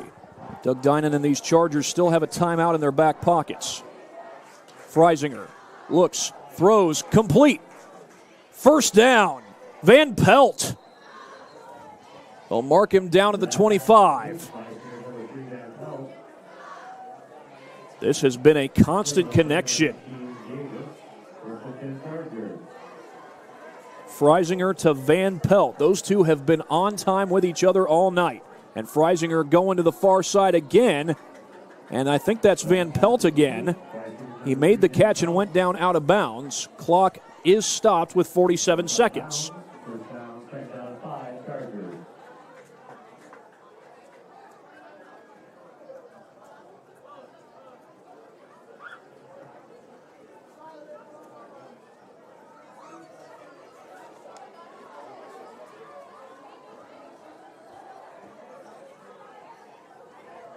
Carroll does still have a timeout, but by getting out of bounds, Van Pelt allows the Chargers to save that timeout. They will empty the backfield here. Freisinger. Short throw broken up. Braylon Fertil made the play. Looking for Van Pelt again. 44 seconds left here in the first half. This will be 3rd and 5, maybe 6. 3rd and a long 5, you might say. As Carroll subs guys on and off the field. Shealy comes on. Wagner comes on. He's been primarily a short yardage back for the Chargers. It's Freisinger to throw. Goes to the sideline toward the end zone. Jump ball. Touchdown. Logan Heath. He's 5'9", and he went up for a jump ball score.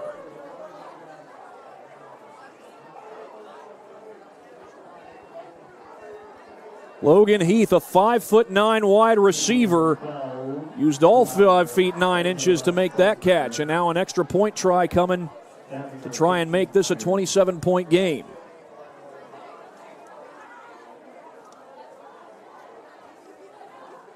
Eli Newhouser on to kick it. It's up, and it's good. 36 seconds left to go in this first half. And a great throw and catch for Gabe Freisinger. It's his 3rd touchdown pass of the ball game. Logan Heath with his first touchdown catch, and I believe that's his first catch of the game. Great ups by the 5'9" kid. And I'm not sure the officials saw that. I didn't see it live, that little push in the back to Hayden Maple, but I did see it on the replay. And that's not what you want to see anybody doing, especially when you got a big lead. You don't want to give away field position, but I will get one more look at this replay brought to you by Anderson Heating and Air Conditioning. Snider still does not have their kick return team on the field. Just over the outstretched arm of Q Hunter. Great throw by Freisinger and great ups by Logan Heath as the Carroll Chargers go up 34-7 with 36 seconds left till halftime. Now Snider does have the kick return team out there. Wade Raines Jr. will go back deep to return it.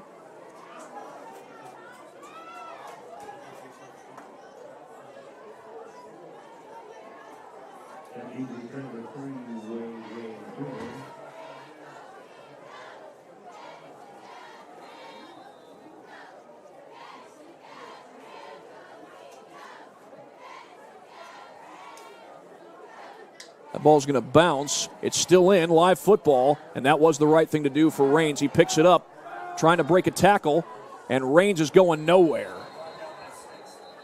Ultimately, it was Lincoln Graebner who came in to make the tackle for the Chargers. Now, Snider does have all 3 of their timeouts, but just 28 seconds to work with, and they haven't shown much ability to throw the ball down the field, at least not tonight.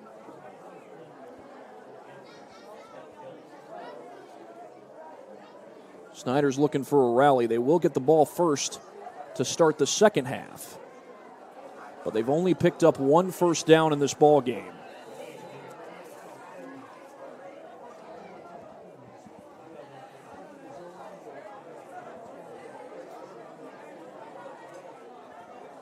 Pistol formation for the Panthers. Straight ahead. I think that was Burton who got the handoff, and he took it for about a yard, maybe 2. And I think Snider is just going to go into the locker room, try to regroup at halftime. Nope, that's just Harris walking to the sideline. They've still got 3 timeouts to work with, but just 9 seconds left. Snider's not walking off the field yet. But we're down to 3 seconds, and the first half has come to an end. And a dominating first half it was. The Carroll Chargers score 5 times on 6 possessions. 34-7 Carroll at halftime as we get a couple more words in from our sponsors. Again, it's because of our sponsors that we get to broadcast high school sports. This game is sponsored by Parkview Sports Medicine. Earn your edge this season. PSM's Edge training program maximizes your athleticism through personalized performance training to reach your goals and get you to the next level. Today's broadcast is brought to you by SummitCitySports.com. Follow us on X at 260 Sports. Like our Facebook page, Summit City Sports, and be sure to subscribe to our YouTube channel. It's all Carroll here at Spooler. 34-7. It is homecoming here at Snider, but right now Carroll's out to spoil that party. They do lead it by 4 scores. Snider will get the ball to start the second half, and we're back after this break. You're watching high school football on SummitCitySports.com. Welcome to the Summit City, home to the 260's dedicated high school athletes and fans. Each victory and celebration captured by our cameras. Treasure the highlights from the Summit Athletic Conference this season, or complete games live or on demand. After all, nobody's more proud to call Fort Wayne home than SummitCitySports.com.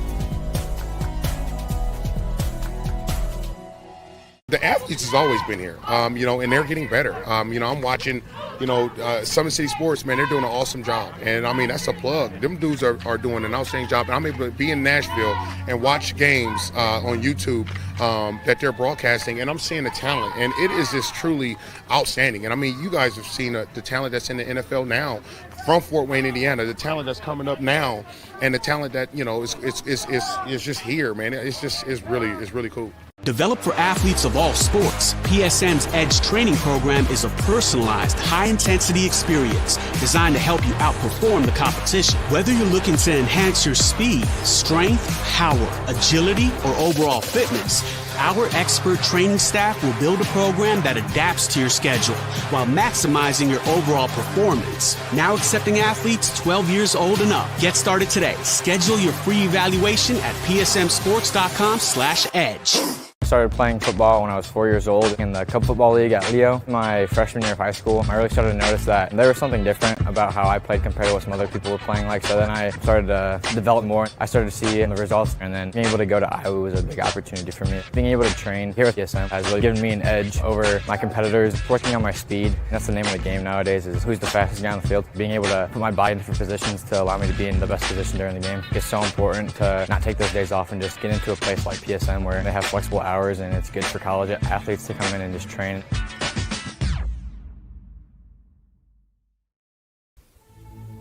Anderson Heating and Air, locally owned and operated with over 50 years of experience. Call us today and get a free quote on a brand new furnace and AC, financed and available. Don't wait. Call us today and sign up for a maintenance agreement and stay cool. Our maintenance agreements will ensure that you're first in line if you have an emergency, and we'll send one of our service techs out for cleanings twice a year. Call us at 557-0958 or request an appointment on our website. Call Anderson Heating and Air, where your emergency is our emergency.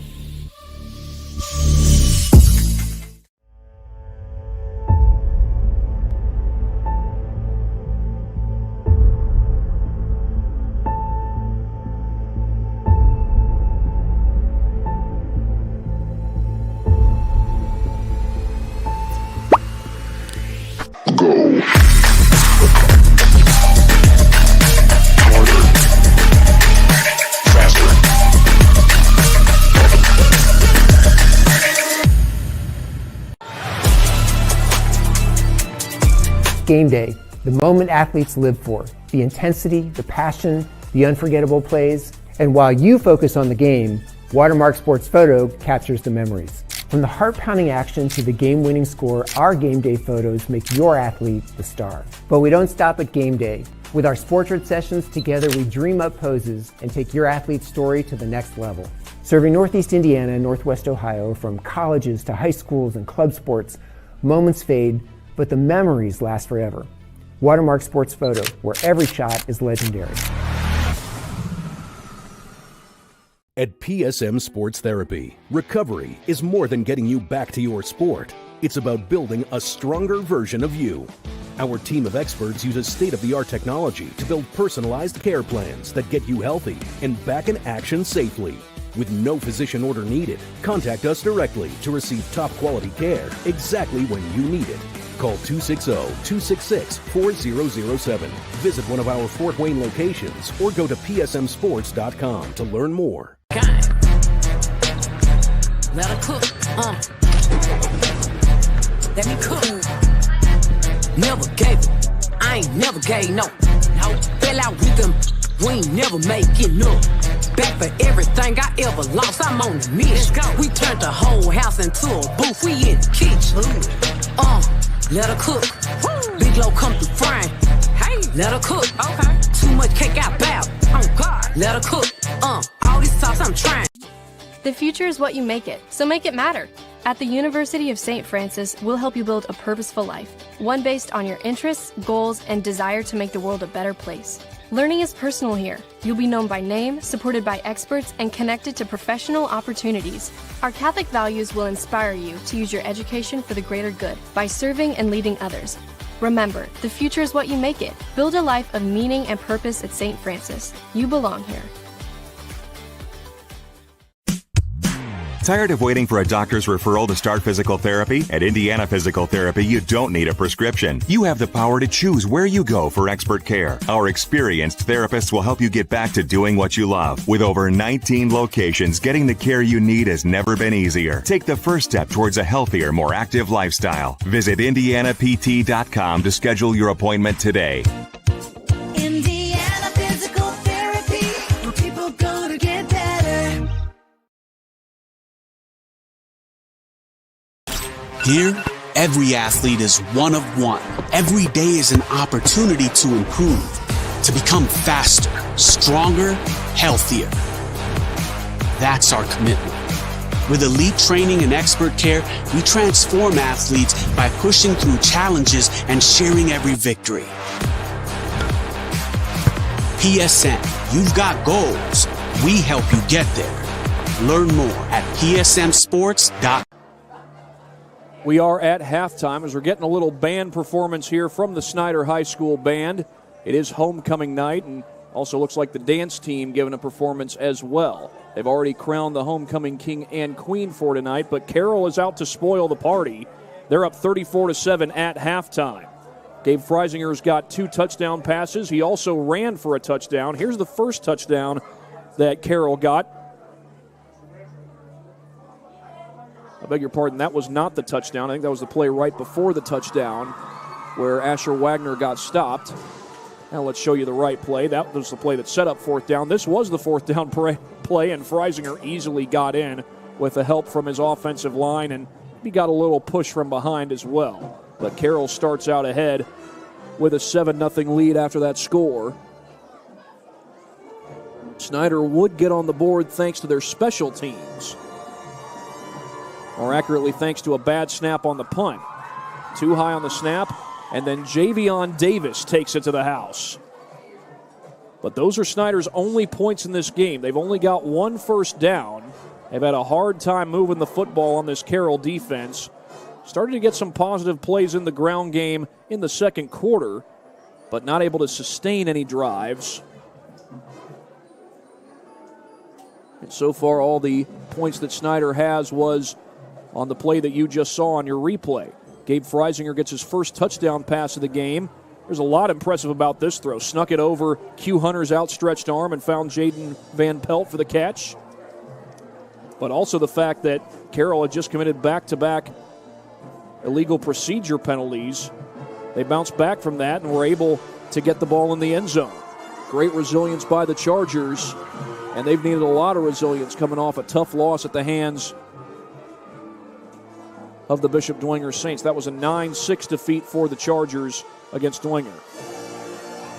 Then Asher Wagner got in on the action. He's been a short yardage specialist today, and Wagner takes that one in from about a yard or 2 out.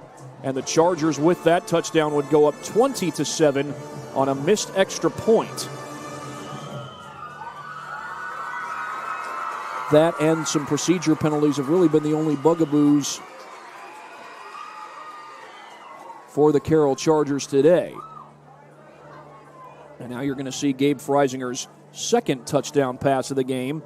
This one a lob to the corner and an incredible catch. And how about the strength of the hands by Jaden Van Pelt? Defender in close, and yes, he shows some acrobaticism as well. Just sealed that ball with his hands. It's about 5'11", but he just palmed that football and gripped it strong and pulled it in for the touchdown catch. And the Carroll Chargers with that play go up 27-0. And that was not the last touchdown of the half for the Carroll Chargers. I'm trying to skim through here and find the replay. I think I found it. Yet, indeed, I did find it. Now, this is the 5'9" Logan Heath making this touchdown catch, but he showed quite the ups on this play. Again, great touch by Gabe Freisinger, and Logan Heath pulls it down, the tight end making the catch. Logan Heath coming into this game with a grand total of 100 receiving yards. Jaden Van Pelt comes in as the leading receiver along with Harrison Sheely. I think now's a good time to let you know about what head coach Doug Dinan had to say coming into this game about some of his players, including his quarterback, Gabe Freisinger. He said, first, Gabe is an outstanding teammate, hard worker, and tremendous leader. Gabe has been an excellent skill set at quarterback and understands timing and coverages very well for being a first-year starter. As that band performance starts to pick up, trying to give these Snider fans something to be excited about. They haven't had much to be excited about tonight. It's been all Carroll. But as far as the receivers have gone, regarding Jaden Van Pelt, Harrison Sheely, and Mason Bauman, Dinan said this, quote, at receiver, Mason Bauman has 19 receptions, Jaden Van Pelt has 17, Harrison Sheely has 16, and Logan Heath has 7. That distribution is possible because of the talent level of all the receivers and their understanding of the offense. So that talent level has been on display quite a bit tonight, whether you're talking about Sheely or Van Pelt or Bauman, or that great catch by Logan Heath at the end of the half. Of course, Doug Dinan knew that Snider was a team that's never going to back down. He said, quote, Snider is always a well-coached, physical team that wants to win the line of scrimmage on both sides of the ball. We will have to match that physicality if we desire to be successful. Well, I'd say that Carroll has not only matched that physicality so far, they have exceeded it. And that's a big reason why they lead 34-0. They've exceeded in the sense that they've been able to protect for Gabe Freisinger. They've been able to create in the run game in the short yardage situations, allow Asher Wagner to get those necessary yards, and they've really not allowed a lot of big plays for Snider in the run game.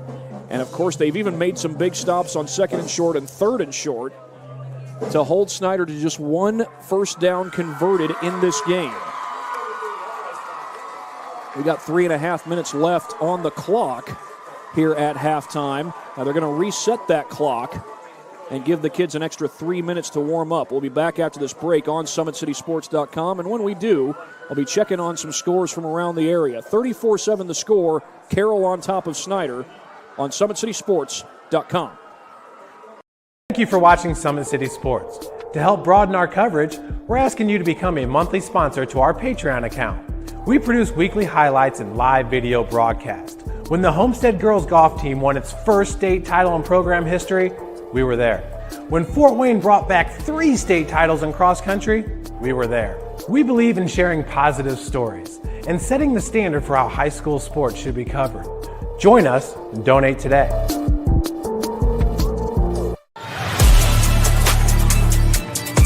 Game day, the moment athletes live for, the intensity, the passion, the unforgettable plays. And while you focus on the game, Watermark Sports Photo captures the memories. From the heart-pounding action to the game-winning score, our game day photos make your athlete the star. But we don't stop at game day.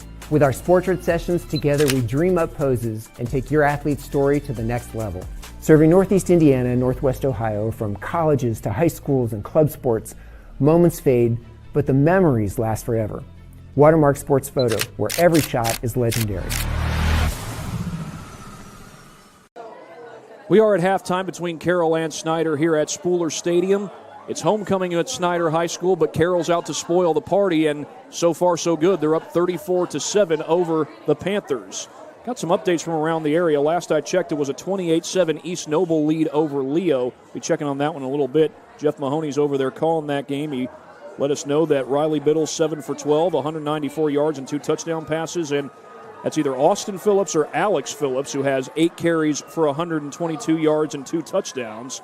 And Caden Linder letting us know that Bishop Dwenger's got a 15-3 lead over the Homestead Spartans.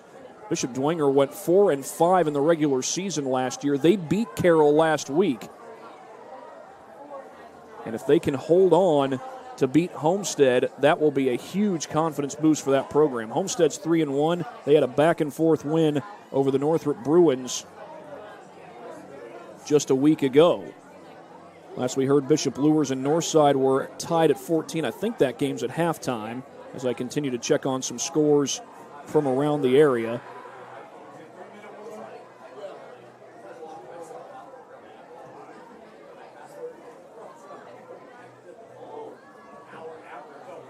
Southside's got a 14-0 lead over Wayne. That game's at halftime. And, Luers and Northside are tied 14-14 at the half. That's our most recent update from Josh Butts, who's running camera over there at Bishop Luers tonight.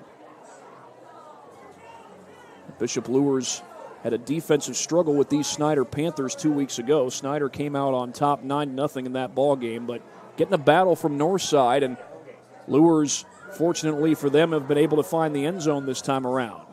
That was not the case 2 weeks ago. Snider's trying to right the ship. They're going to get the ball back when we start the second half, and I believe they are going to put an extra 3 minutes on the clock for the kids to warm up. That's standard here in Northeast Indiana, and there's those extra 3 minutes. So we'll be right back after this break. You're watching high school football on SummitCitySports.com. Game day, the moment athletes live for, the intensity, the passion, the unforgettable plays. And while you focus on the game, Watermark Sports Photo captures the memories. From the heart-pounding action to the game-winning score, our game day photos make your athlete the star. But we don't stop at game day. With our Sportrait sessions, together we dream up poses and take your athlete's story to the next level. Serving Northeast Indiana and Northwest Ohio, from colleges to high schools and club sports, moments fade, but the memories last forever. Watermark Sports Photo, where every shot is legendary.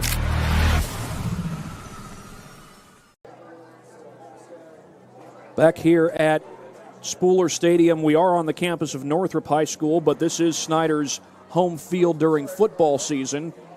They are having their homecoming celebration tonight, but right now on the football field, it's Carroll who's doing the celebrating. They're up 34-7 over the Snider Panthers at the break, as we've got less than 2 minutes to go until the second half begins. Kids getting an extra 3 minutes to warm up. There's 1 minute and 40 seconds now left. Clock is running since those 3 minutes were put back on the clock. And indeed, it is a 28-7 lead for East Noble over Leo over in Kendallville. That's a battle of unbeatens. East Noble trying to get to 5-0. Leo trying to get to 5-0. They're going to need a big comeback if they want to get there.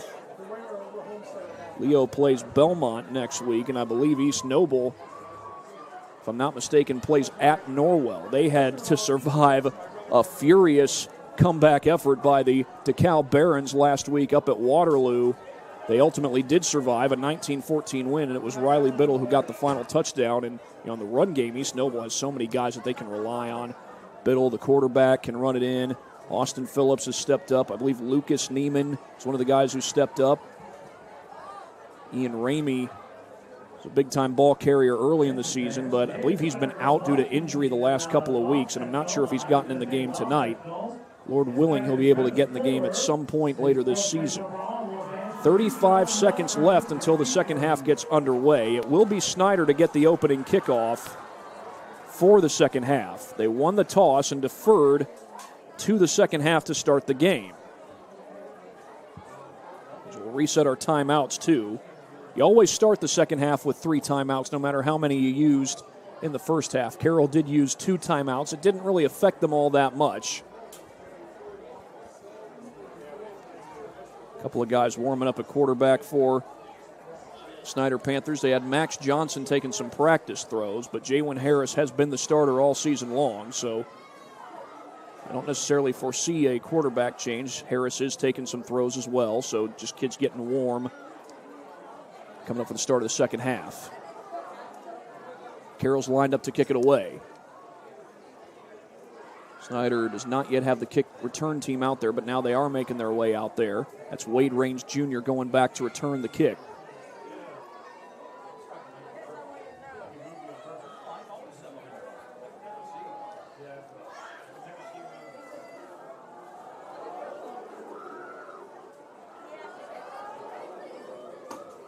Last I heard, it was 14-14 between Bishop Luers and Northside over at Luers Field. Trying to check in on that and see if that score is still holding up. Well, if it was that way going into halftime, it probably has held up, unless they just recently came out of halftime and and a kick return touchdown or something to that effect.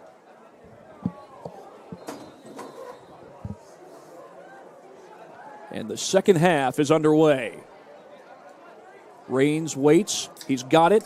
Looking for room off that far side. Raines dancing around. And a shifty run as the ball might have come out. Carroll was reacting like it did come out. And is that Raines still down? He's going to be helped to his feet by Fertil, and looks like Raines is walking, or rather jogging under his own power, but you can see he's a little hobbled there. Hopefully this isn't too serious. But you can bet he's coming out of the game at least for the time being. Maybe even for the rest of this series. It is Jaywin Harris back out there at quarterback for the Snider Panthers.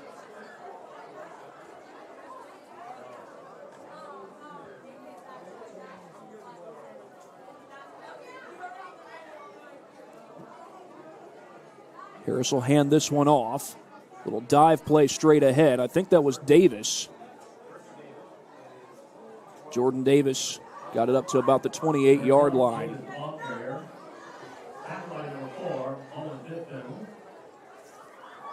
Coleman Tipton with a tackle for Carroll. And it'll be second down and about 6. Called a long 6 or a short 7.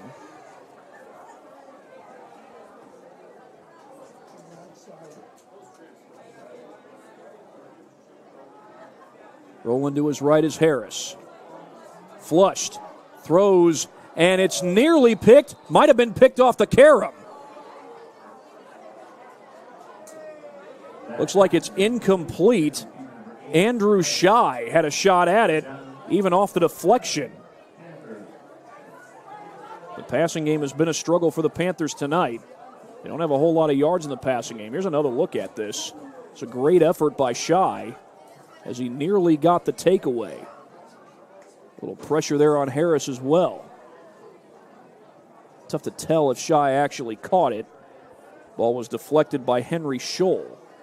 Snider is lined up to run their third down play. They have not converted a third down yet. It's going to be a run play. And out across the 30-yard line go the Panthers. That was Burton, Braylon Burton getting the carry. It'll be 4th and 3, and the punt team is on their way out. 3 and out go the Panthers in about 1 minute and 10 seconds. Jaden Van Pelt back to return the punt from Mong Tung. High snap. Tung got some pressure but got it away. That's fielded by Van Pelt on the run. He reverses his field. And Van Pelt rides a tackler to the sideline. On the tackle is number 2, Ramaj Totten.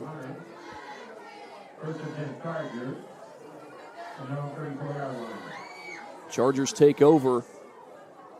They've had the ball 6 times so far in this game. They've scored 5 times. This is their 7th possession. For the last 2 days, Carroll High School has had some pretty good ball games here at Spooler Stadium. The girls' soccer team came here and won 4-2 over Northrop yesterday. The Chargers still have a lot of football left to play, but they've got a big lead over Snider. Handoff will go to Asher Wagner. He runs right, bounces off 1 hit, takes a couple of hits before he finally goes down at the 39-yard line. That's a 5-yard gain and a hard-earned one. Number 19, Javion Davis with a tackle for Snider. It'll be 2nd and 5 as Carroll looks like they're going hurry up. Freisinger stands in there, pumps, fires, complete. And that's Van Pelt who goes out of bounds across midfield.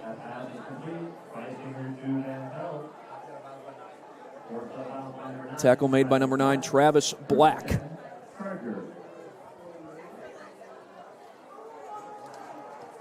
Chargers with a 1st and 10 at Snider's 48. Little pump fake, and now Freisinger, he can run, and he will do just that.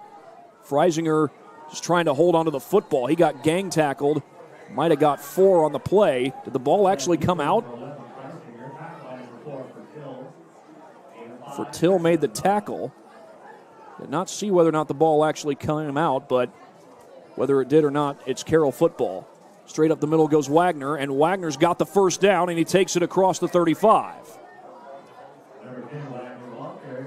Wagner primarily a short yardage specialist. That was 2nd and 6.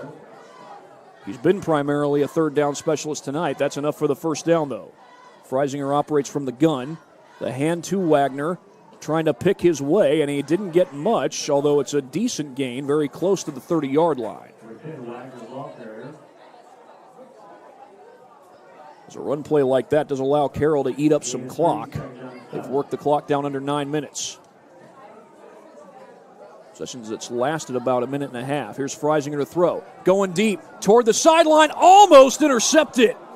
Q Hunter had it right in his hands, but he could not seal it.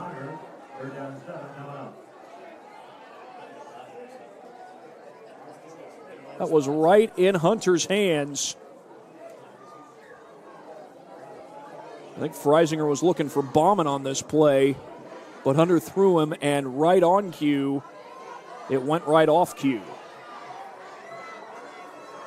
This is 3rd and about 7. Freisinger with time. Throws complete for the first down. Broken tackle. It's Van Pelt to the house. It's a touchdown hat trick for Jaden Van Pelt.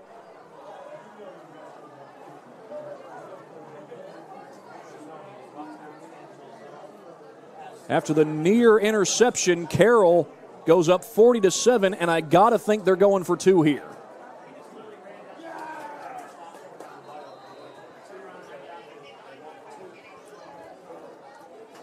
Looks like they are trying to make this a 35-point lead, and I'll tell you what that will do in a little bit.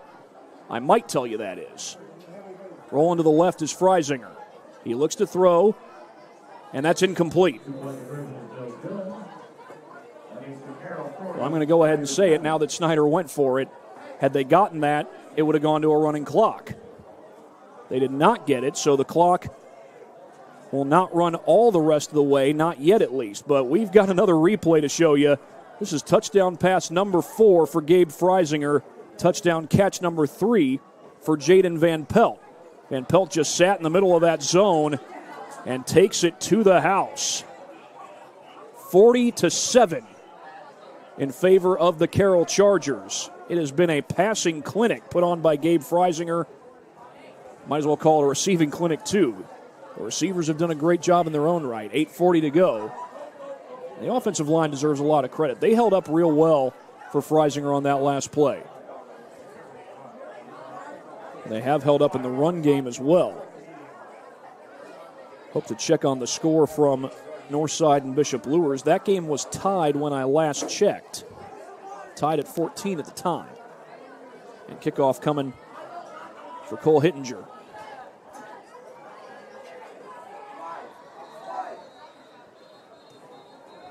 Did the ball fall off the tee? Yes, it did. And it might be pretty windy out there. I'm seeing some of that caution tape flapping in the wind, so he must have blown that ball off the tee.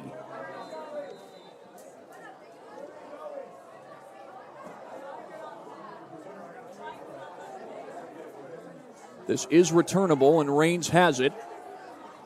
Check that, that's not Raines, that's Hunter, and that's a big return by Hunter. Q Hunter taking tacklers with him. He's down short of the 45.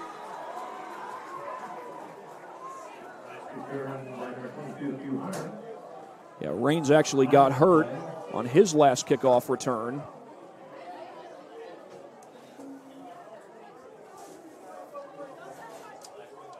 With that play, Panthers were across the 40-yard line, but it looks like they've removed back because of a flag. Blocking the back, I believe. This ball's going to be moved all the way back to about the 16-yard line. So they were looking at starting at about the 45, and now they're backed up all the way to the 18. Check that, holding was the call.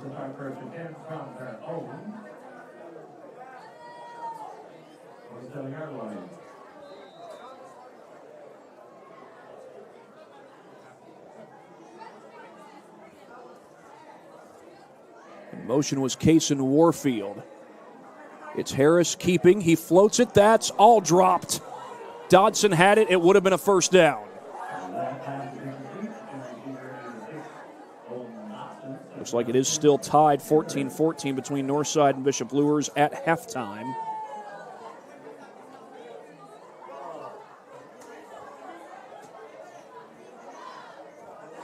Looks like Southside still leading Wayne. It's been a struggle for Wayne this year. Southside looking for their first win of the season.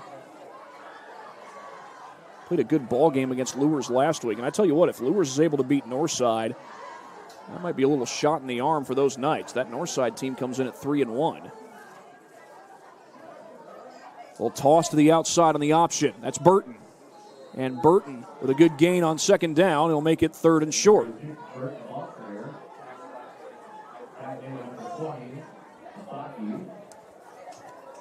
Ethan Visaki with the tackle. And it's 3rd and 2. 3rd and short has not been a gimme, though, for Snider today. They've only got 1 first down, and that was when it was 1st down and 10. Got a big run play from Jordan Davis. Other than that, it's been tough for the Panthers to move the football. Play clock down near 10. 7:43 left to go in the 3rd quarter. They'll send Davis in motion. He gets the handoff. Davis, first down and more. Jordan Davis, big run. A blocker out in front. There goes Davis. Takes it out across the 30-yard line. Another big run by Jordan Davis.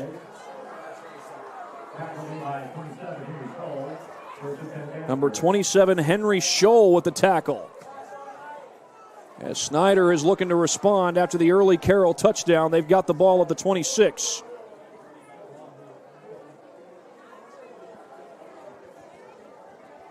Only the 2nd first down that Snider's picked up. Harris pumps, throws, complete. Breshawn Johnson with the catch.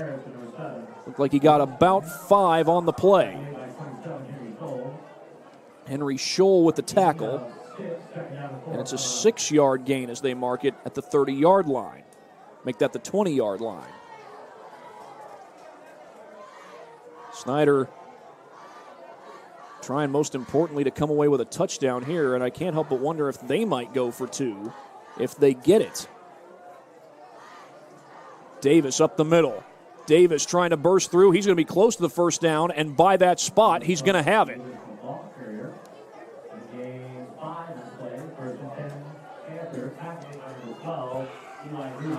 Eli Newhouser with the tackle for Carroll. And so far, this has been the best drive of this game for the Snider Panthers. They've picked up 2 first downs this drive. They've only had 1 first down coming into this drive. Braylon Burton, the lone back, behind Harris. He'll get the call. Great penetration, but Burton breaks the tackle. Burton inside the 5. Is he in? Touchdown! Braylon Burton. There is a flag down, though. Flag down back at the 12, maybe the 13-yard line, and it's coming back. It's holding against the Panthers. Well, it's not 40-6, it's 40-7. Would have been 40-13 had it not been for the hold.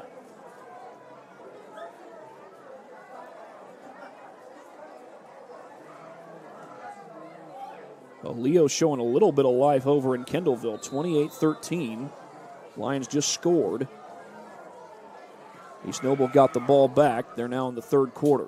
Snider gets moved back to their own 23-yard line. That was a great play by Burton. Unfortunately, it goes for naught. Looks like Davis is the back again. Harris throws on the run, and it's incomplete. He overthrew Breshawn Johnson. And it's going to be 2nd down and 20.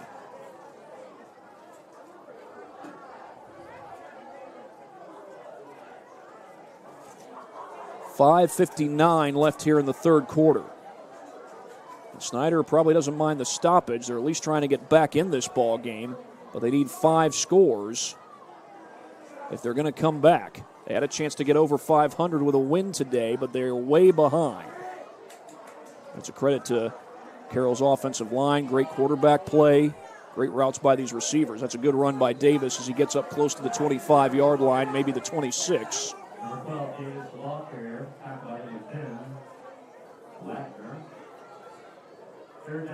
Well, Will Meeks was part of the homecoming court here at Snider.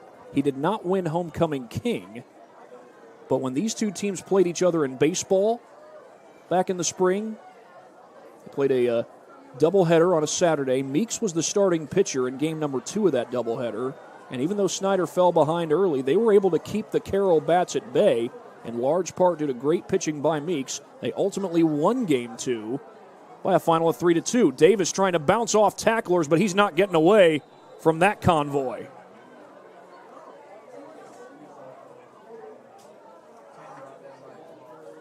Eli Newhouser in on the tackle for Carroll.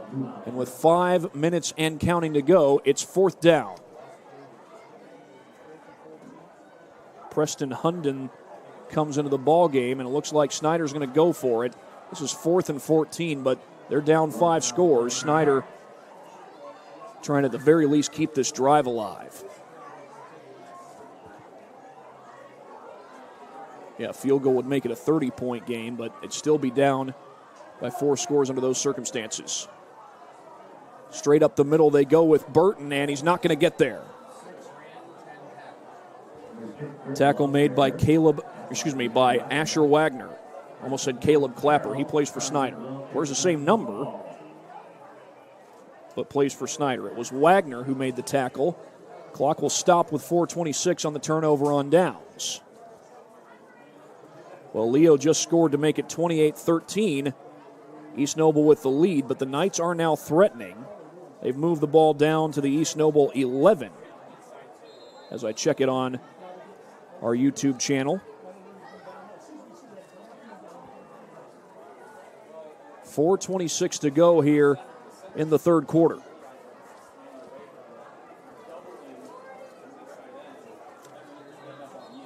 Whistles blow, and a flag is down. Lures and Northside still tied at 14. It's going to be a legal formation on the Chargers. Pre-snap penalties have been one of the few bugaboos for Carroll. They've done a lot of things right today.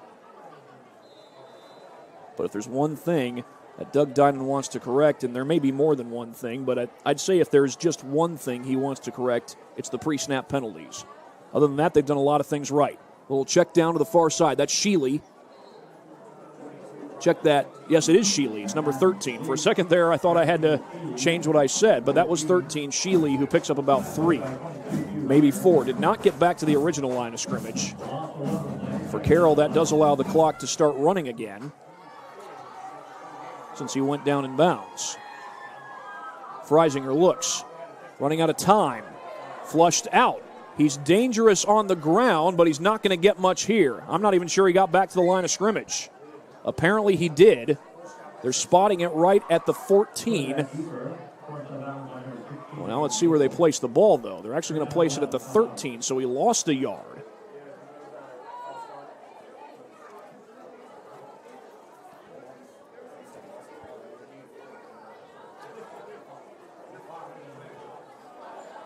Clock stops with 3:52 left in the third quarter. Freisinger fakes, checks it down complete. Sheely broke one tackle and could not break free from Bumgartner. He got him right at the line of scrimmage, and it's 4th down.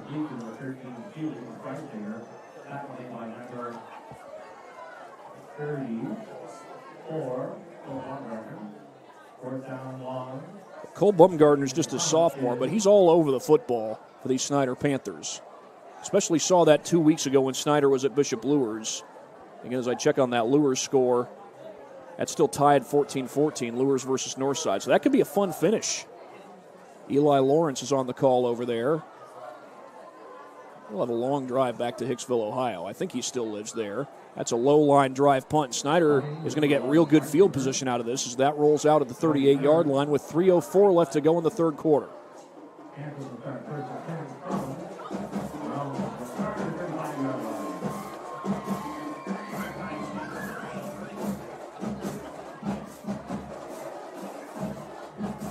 And was there a flag? They're moving that ball up to the 32. I thought it rolled out at the 38.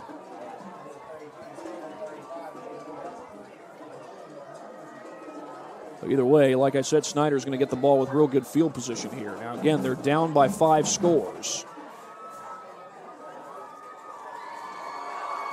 They go for it on 4th and 14 last time around. Fake to Davis. Harris throws low and incomplete. Looked like he was looking for, Shamar Reddick. Shamar also plays basketball for the Panthers. He was on the JV team last year. He's a senior.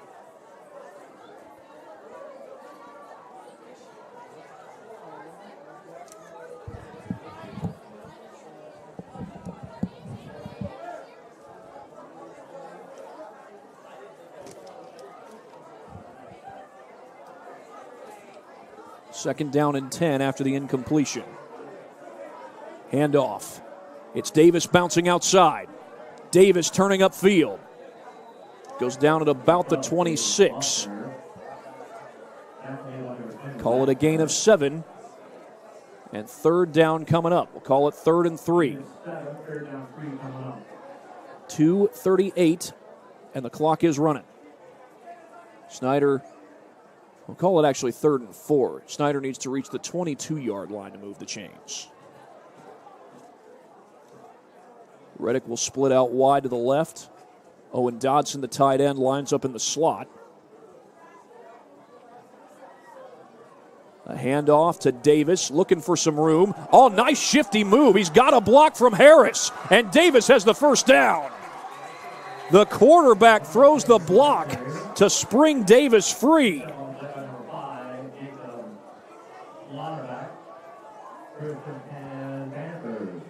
And the Panthers move the chains. Again, though, they're down 5 scores. They have not had an offensive touchdown yet in this game. East Noble has scored again. They're up 35-13 over Leo. That game over in Kendallville.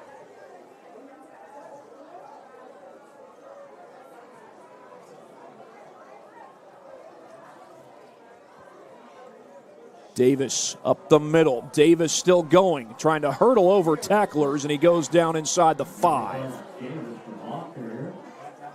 Snider can get a first down at the 1-yard line in Carroll territory. So Panthers will make some subs. Dodson checks in. Breshawn Johnson checks in.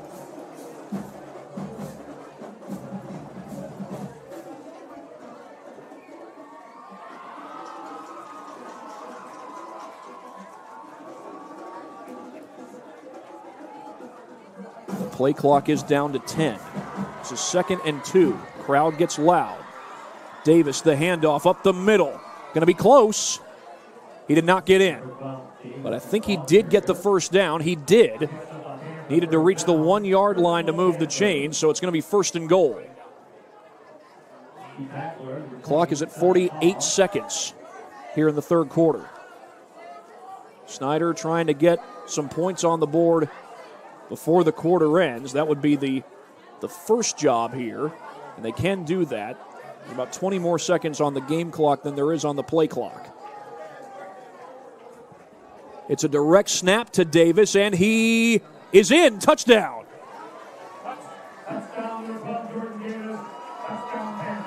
Jordan Davis out of the Wildcat, and the Panthers finally with an offensive touchdown.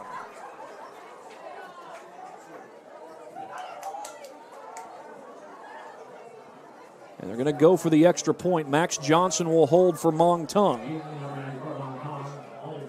22 seconds left here in the 3rd quarter. They get it down, and Tung puts it through. Well, the Snider Panthers did not have an offensive touchdown before this series. And Jordan Davis scores out of the Wildcat. Here's another look at it on our replay brought to you by Anderson Heating and Air Conditioning. Snap was a little off, but that didn't bother Davis. He took it right in, and Snider is Snider is in the end zone. Carroll is still up by a whole lot. 40-14 the score right now. 26-point lead for the Chargers. We'll get the ball back as there's 22 seconds left on the clock.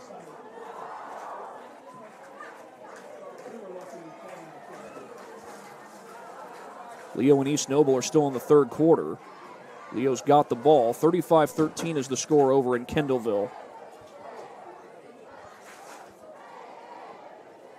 Southside still has a 14-0 lead over Wayne. That game's in the second quarter.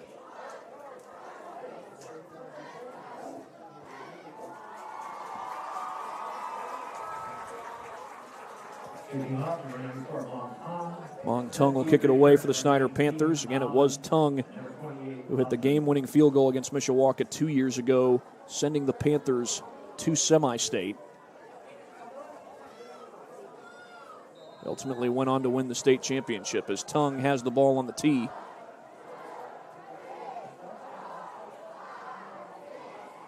That will not be returned. Still 22 seconds left on the clock. Meanwhile, Lures has just scored. They're up 20-14 over Northside in the third quarter. That's an interesting game. We may have to send you to that one when we're done here. Of course, you can check out any game that you want to check out on our Summit City Sports YouTube channel, as well as watching live on SummitCitySports.com. You can go from this game to Leo versus East Noble to Northside Lures to Southside Wayne and right back here to this game.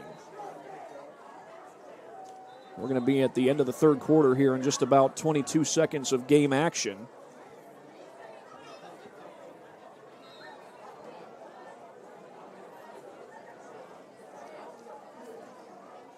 A handoff to Wagner, and Wagner looking for some room. Right now he's just trying to run the clock down.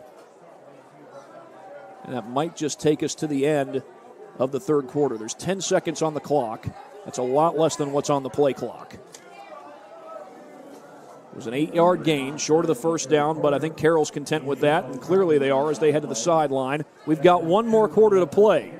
It's homecoming night at Snider, but it's Carroll who's had reason to celebrate. Back after this on SummitCitySports.com. Here, every athlete is one of one. Every day is an opportunity to improve, to become faster, stronger, healthier. That's our commitment. With elite training and expert care, we transform athletes by pushing through challenges and sharing every victory. PSN, you've got goals. We help you get there. Learn more at psmsports.com. Let her cook, let me cook.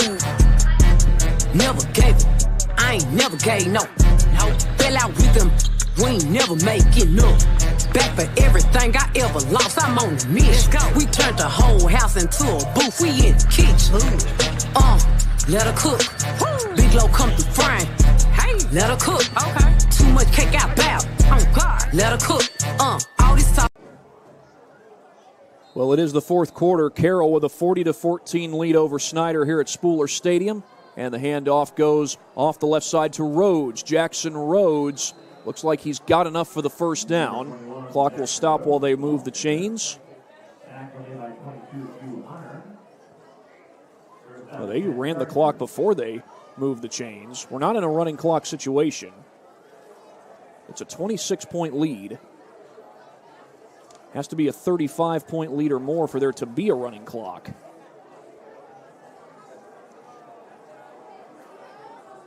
Handoff off the right side. That is Wagner fighting his way forward, and he's up to about the 40-yard line. Asher Wagner, junior running back and linebacker on the football team, also plays baseball, and he came up with some huge hits as a freshman. His numbers went down as a sophomore. And that happens every now and then, but of course, next year's a new year.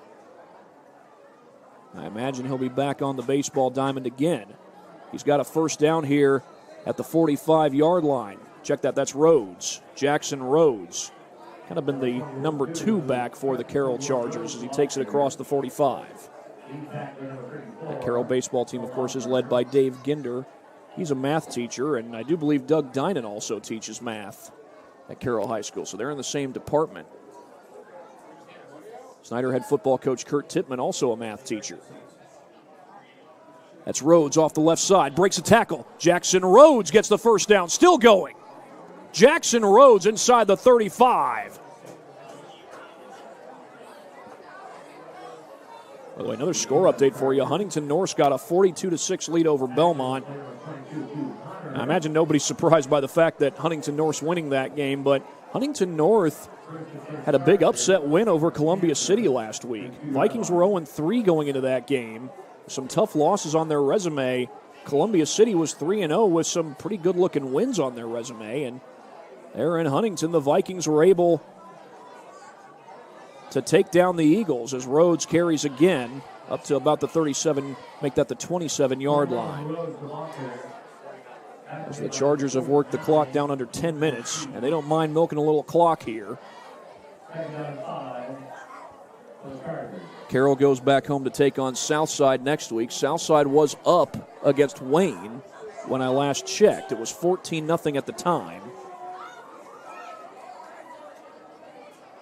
So the Archers look for their first win of the season. Freisinger, his first pass this quarter. It's a completion to Sheely, and Sheely's out of bounds with the first down.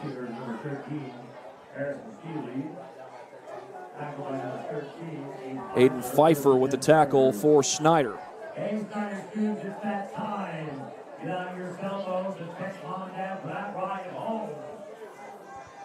2 weeks from now, Carroll will play a huge home game against the Homestead Spartans.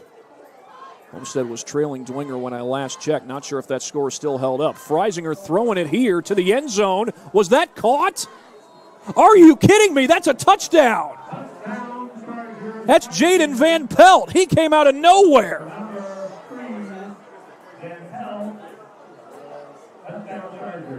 That's his fourth touchdown of the game. Where did he come from on that play? Looks like Carroll's going to kick the extra point. Eli Newhouser lining up to kick it. Freisinger will hold for him. And we'll show you that replay here in just a second. That was a Houdini act by Jaden Van Pelt. Kick is good. 47-14 Carroll. And how did he do that? That's the question I'm asking as I watch this replay. Give credit to Freisinger throwing against that pressure. And that was a tightrope that Van Pelt just ran. Somehow he stayed in bounds. I'm not sure how. What an incredible play that was by Jaden Van Pelt. It's now 42-13, Huntington North on top of Belmont. They're in the fourth quarter with about 11:45 left to go. So check on some other scores as well. Still a 21-14 lead for Bishop Luers over Northside.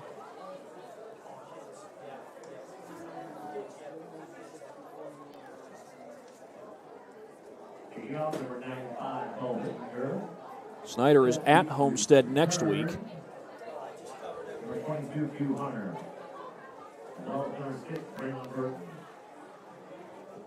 Barring a miracle, they will fall back under 500 to 2-3 when this game's all said and done.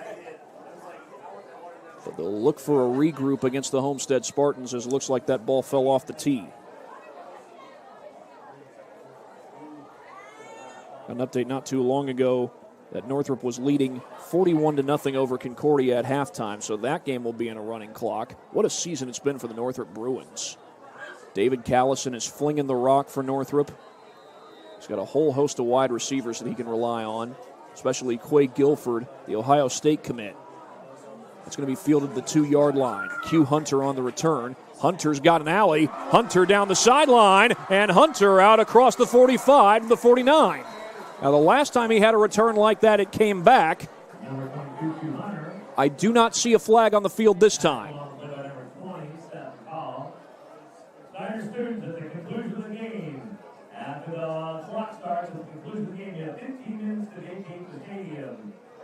A 33-point lead for the Carroll Chargers as Kenyon Conklin makes his way off the field. Harris operating from the shotgun. He will hand it off. That's Burton. And nowhere to go for Braylon Burton. Good penetration by that Carroll front, including Evan Brubaker, the defensive lineman. He's a defensive lineman who wears number 1.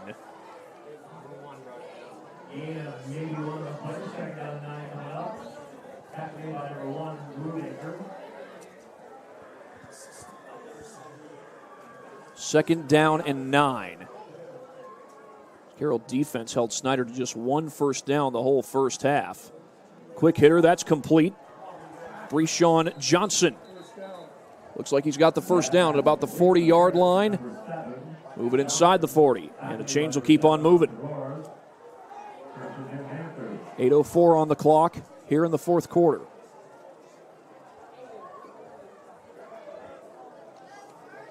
Case and Warfield to the sideline.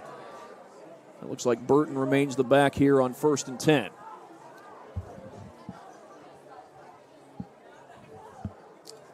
Harris, quarterback draw, straight ahead. Harris bursting through. There he goes. Jaywin Harris down at the 5.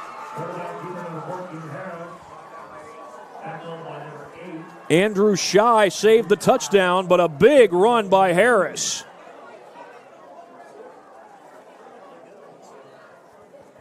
We haven't seen a whole lot of the quarterback run game, but that play was a beauty. It's not from Snider, we haven't. We've seen plenty of it from Carroll. But it's a 1st and goal for the Panthers from right about the 5 and a timeout taken by the Chargers. Nobody's used a timeout here in the second half until this point. 7:37 to go. Well, while they take a timeout, we'll also take a timeout. You're watching high school football on SummitCitySports.com.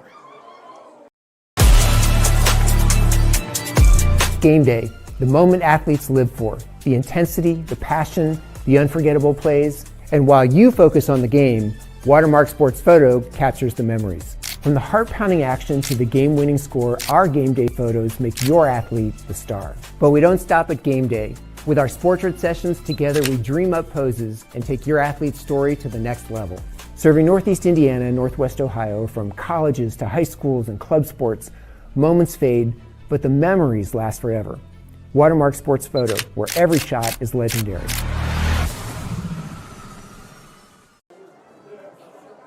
(47-14), Carroll on top of Snider, and the Panthers have a 1st and goal at the 5. East Noble's got a 42-20 lead over Leo. That's a battle for first place in the Northeast 8.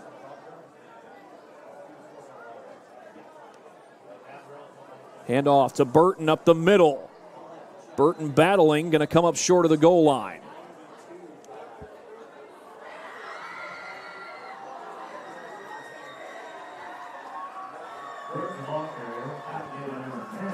That Leo East Noble game, by the way, is in the fourth quarter. Asher Wagner with the tackle for Carroll.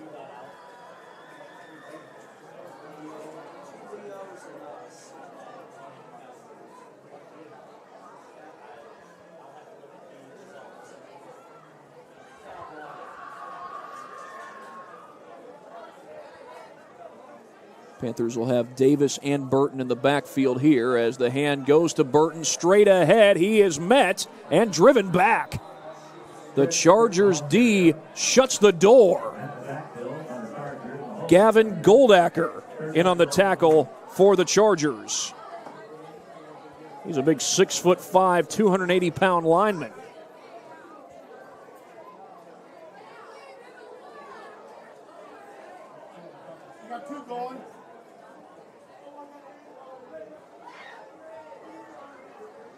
Third down and goal from the 2. 6:19 and counting left to play here in this fourth quarter. Carroll just used their first timeout. Now Conklin's late getting out there, and now Snider's going to use a timeout. Timeout, Snider. Snider does not want guys running out onto the field late. And I know it's a big lead for Carroll, but for Snider, this is a chance to get the ball in the end zone. And that might be what Kurt Tippmann's about to tell these kids in the huddle. We'll be back in 40 seconds on SummitCitySports.com.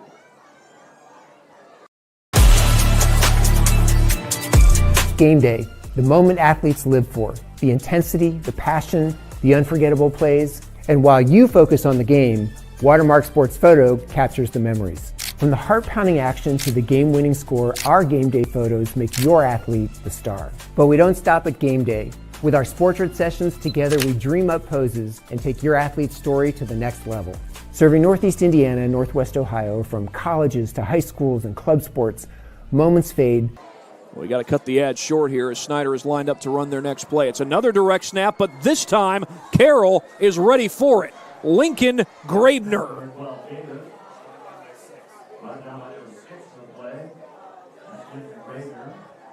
And that just pushed the Panthers back. And we'll see if they keep the offense out there on this play, but that was great penetration by Graebner. It's the Carroll defense that held Snider to just a mere 1 first down in the first half. Here's another look at the replay. Snider scored a touchdown out of the Wildcat earlier. Graebner made sure it didn't happen again. He just shot the gap like a cannon. Snider sends a man in motion. It's Davis trying to battle his way forward. I don't think he got there. He did not. Well, we'll call it a goal line stand for the Chargers, even though not every play was on the goal line. Snider came a little closer on that last play. 5:16 left to go in this ball game. Kind of an interesting situation for Carroll, though. It's a big lead. They don't have to worry about losing a whole lot of points on this possession, but you also don't want to give up a safety. Carroll's just looking to run the clock.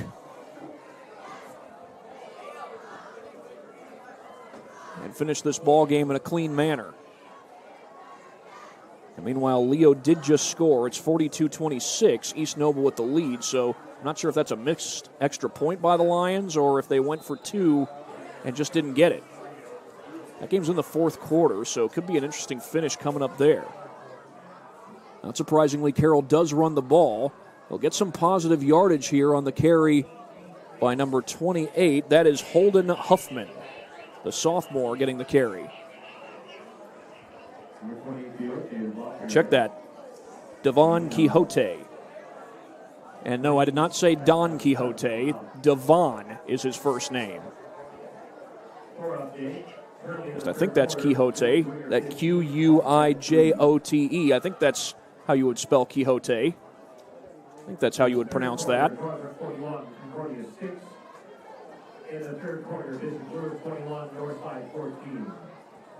Quixote again takes it up the middle, and it looks like he got out across the 10-yard line. Don't think he got the first down, though. Aaron Hughes with the tackle.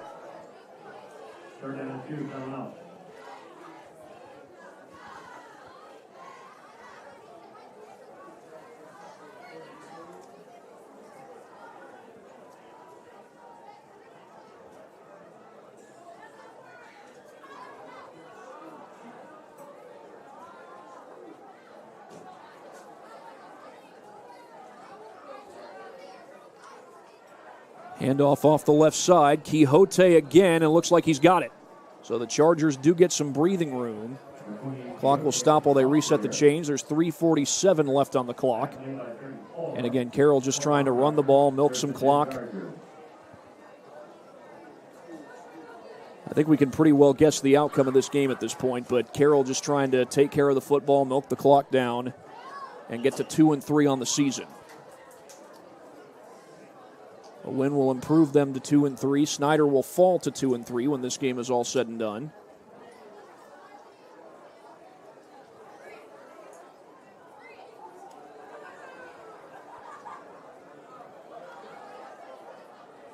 Quixote, downhill run to about the 20-yard line. He got 6.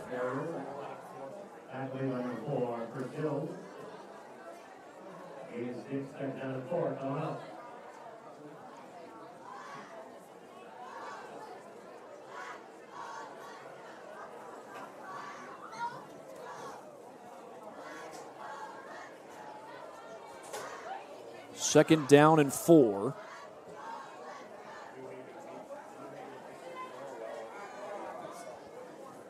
believe I heard a score of 45-7 between New Haven and Norwell. New Haven 35-7, I beg your pardon. New Haven on top in that one. It's Quixote again.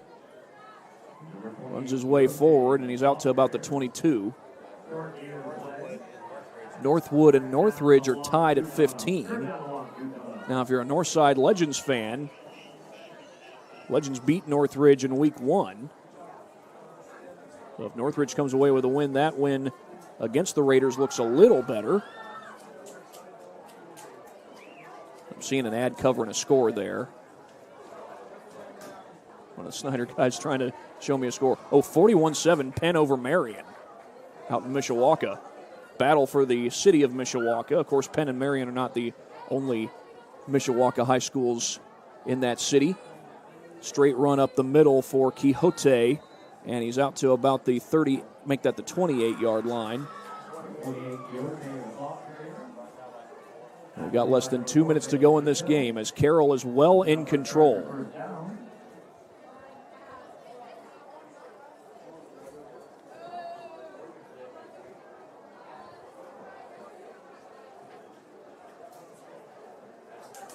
I believe it was 5 touchdown passes tonight for Gabe Freisinger.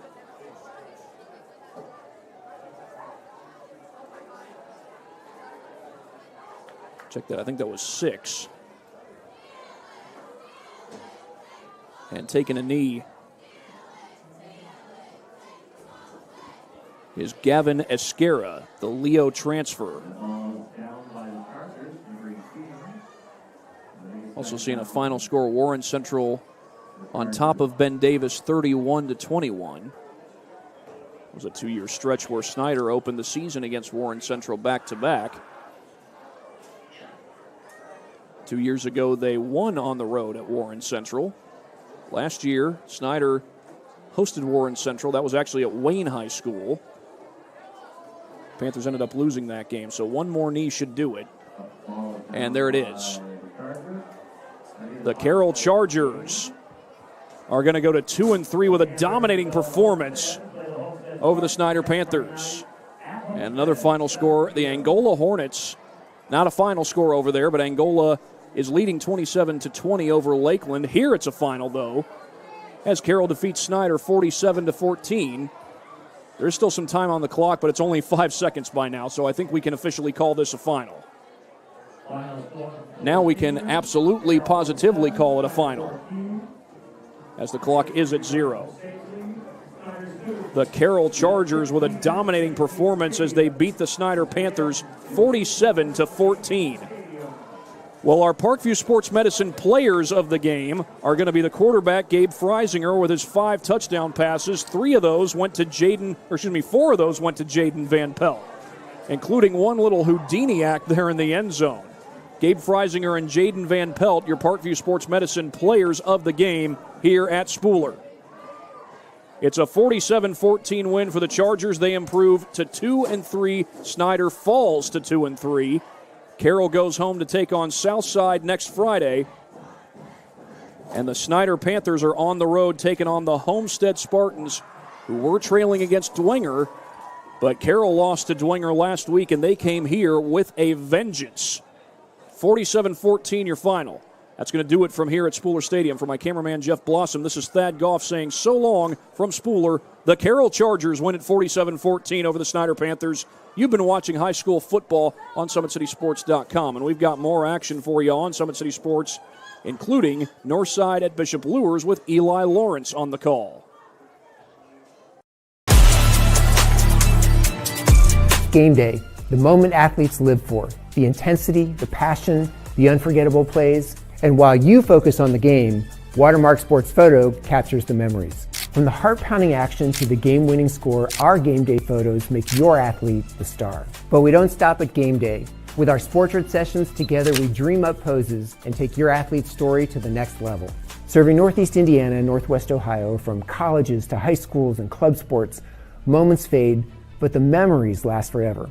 Watermark Sports Photo, where every shot is legendary.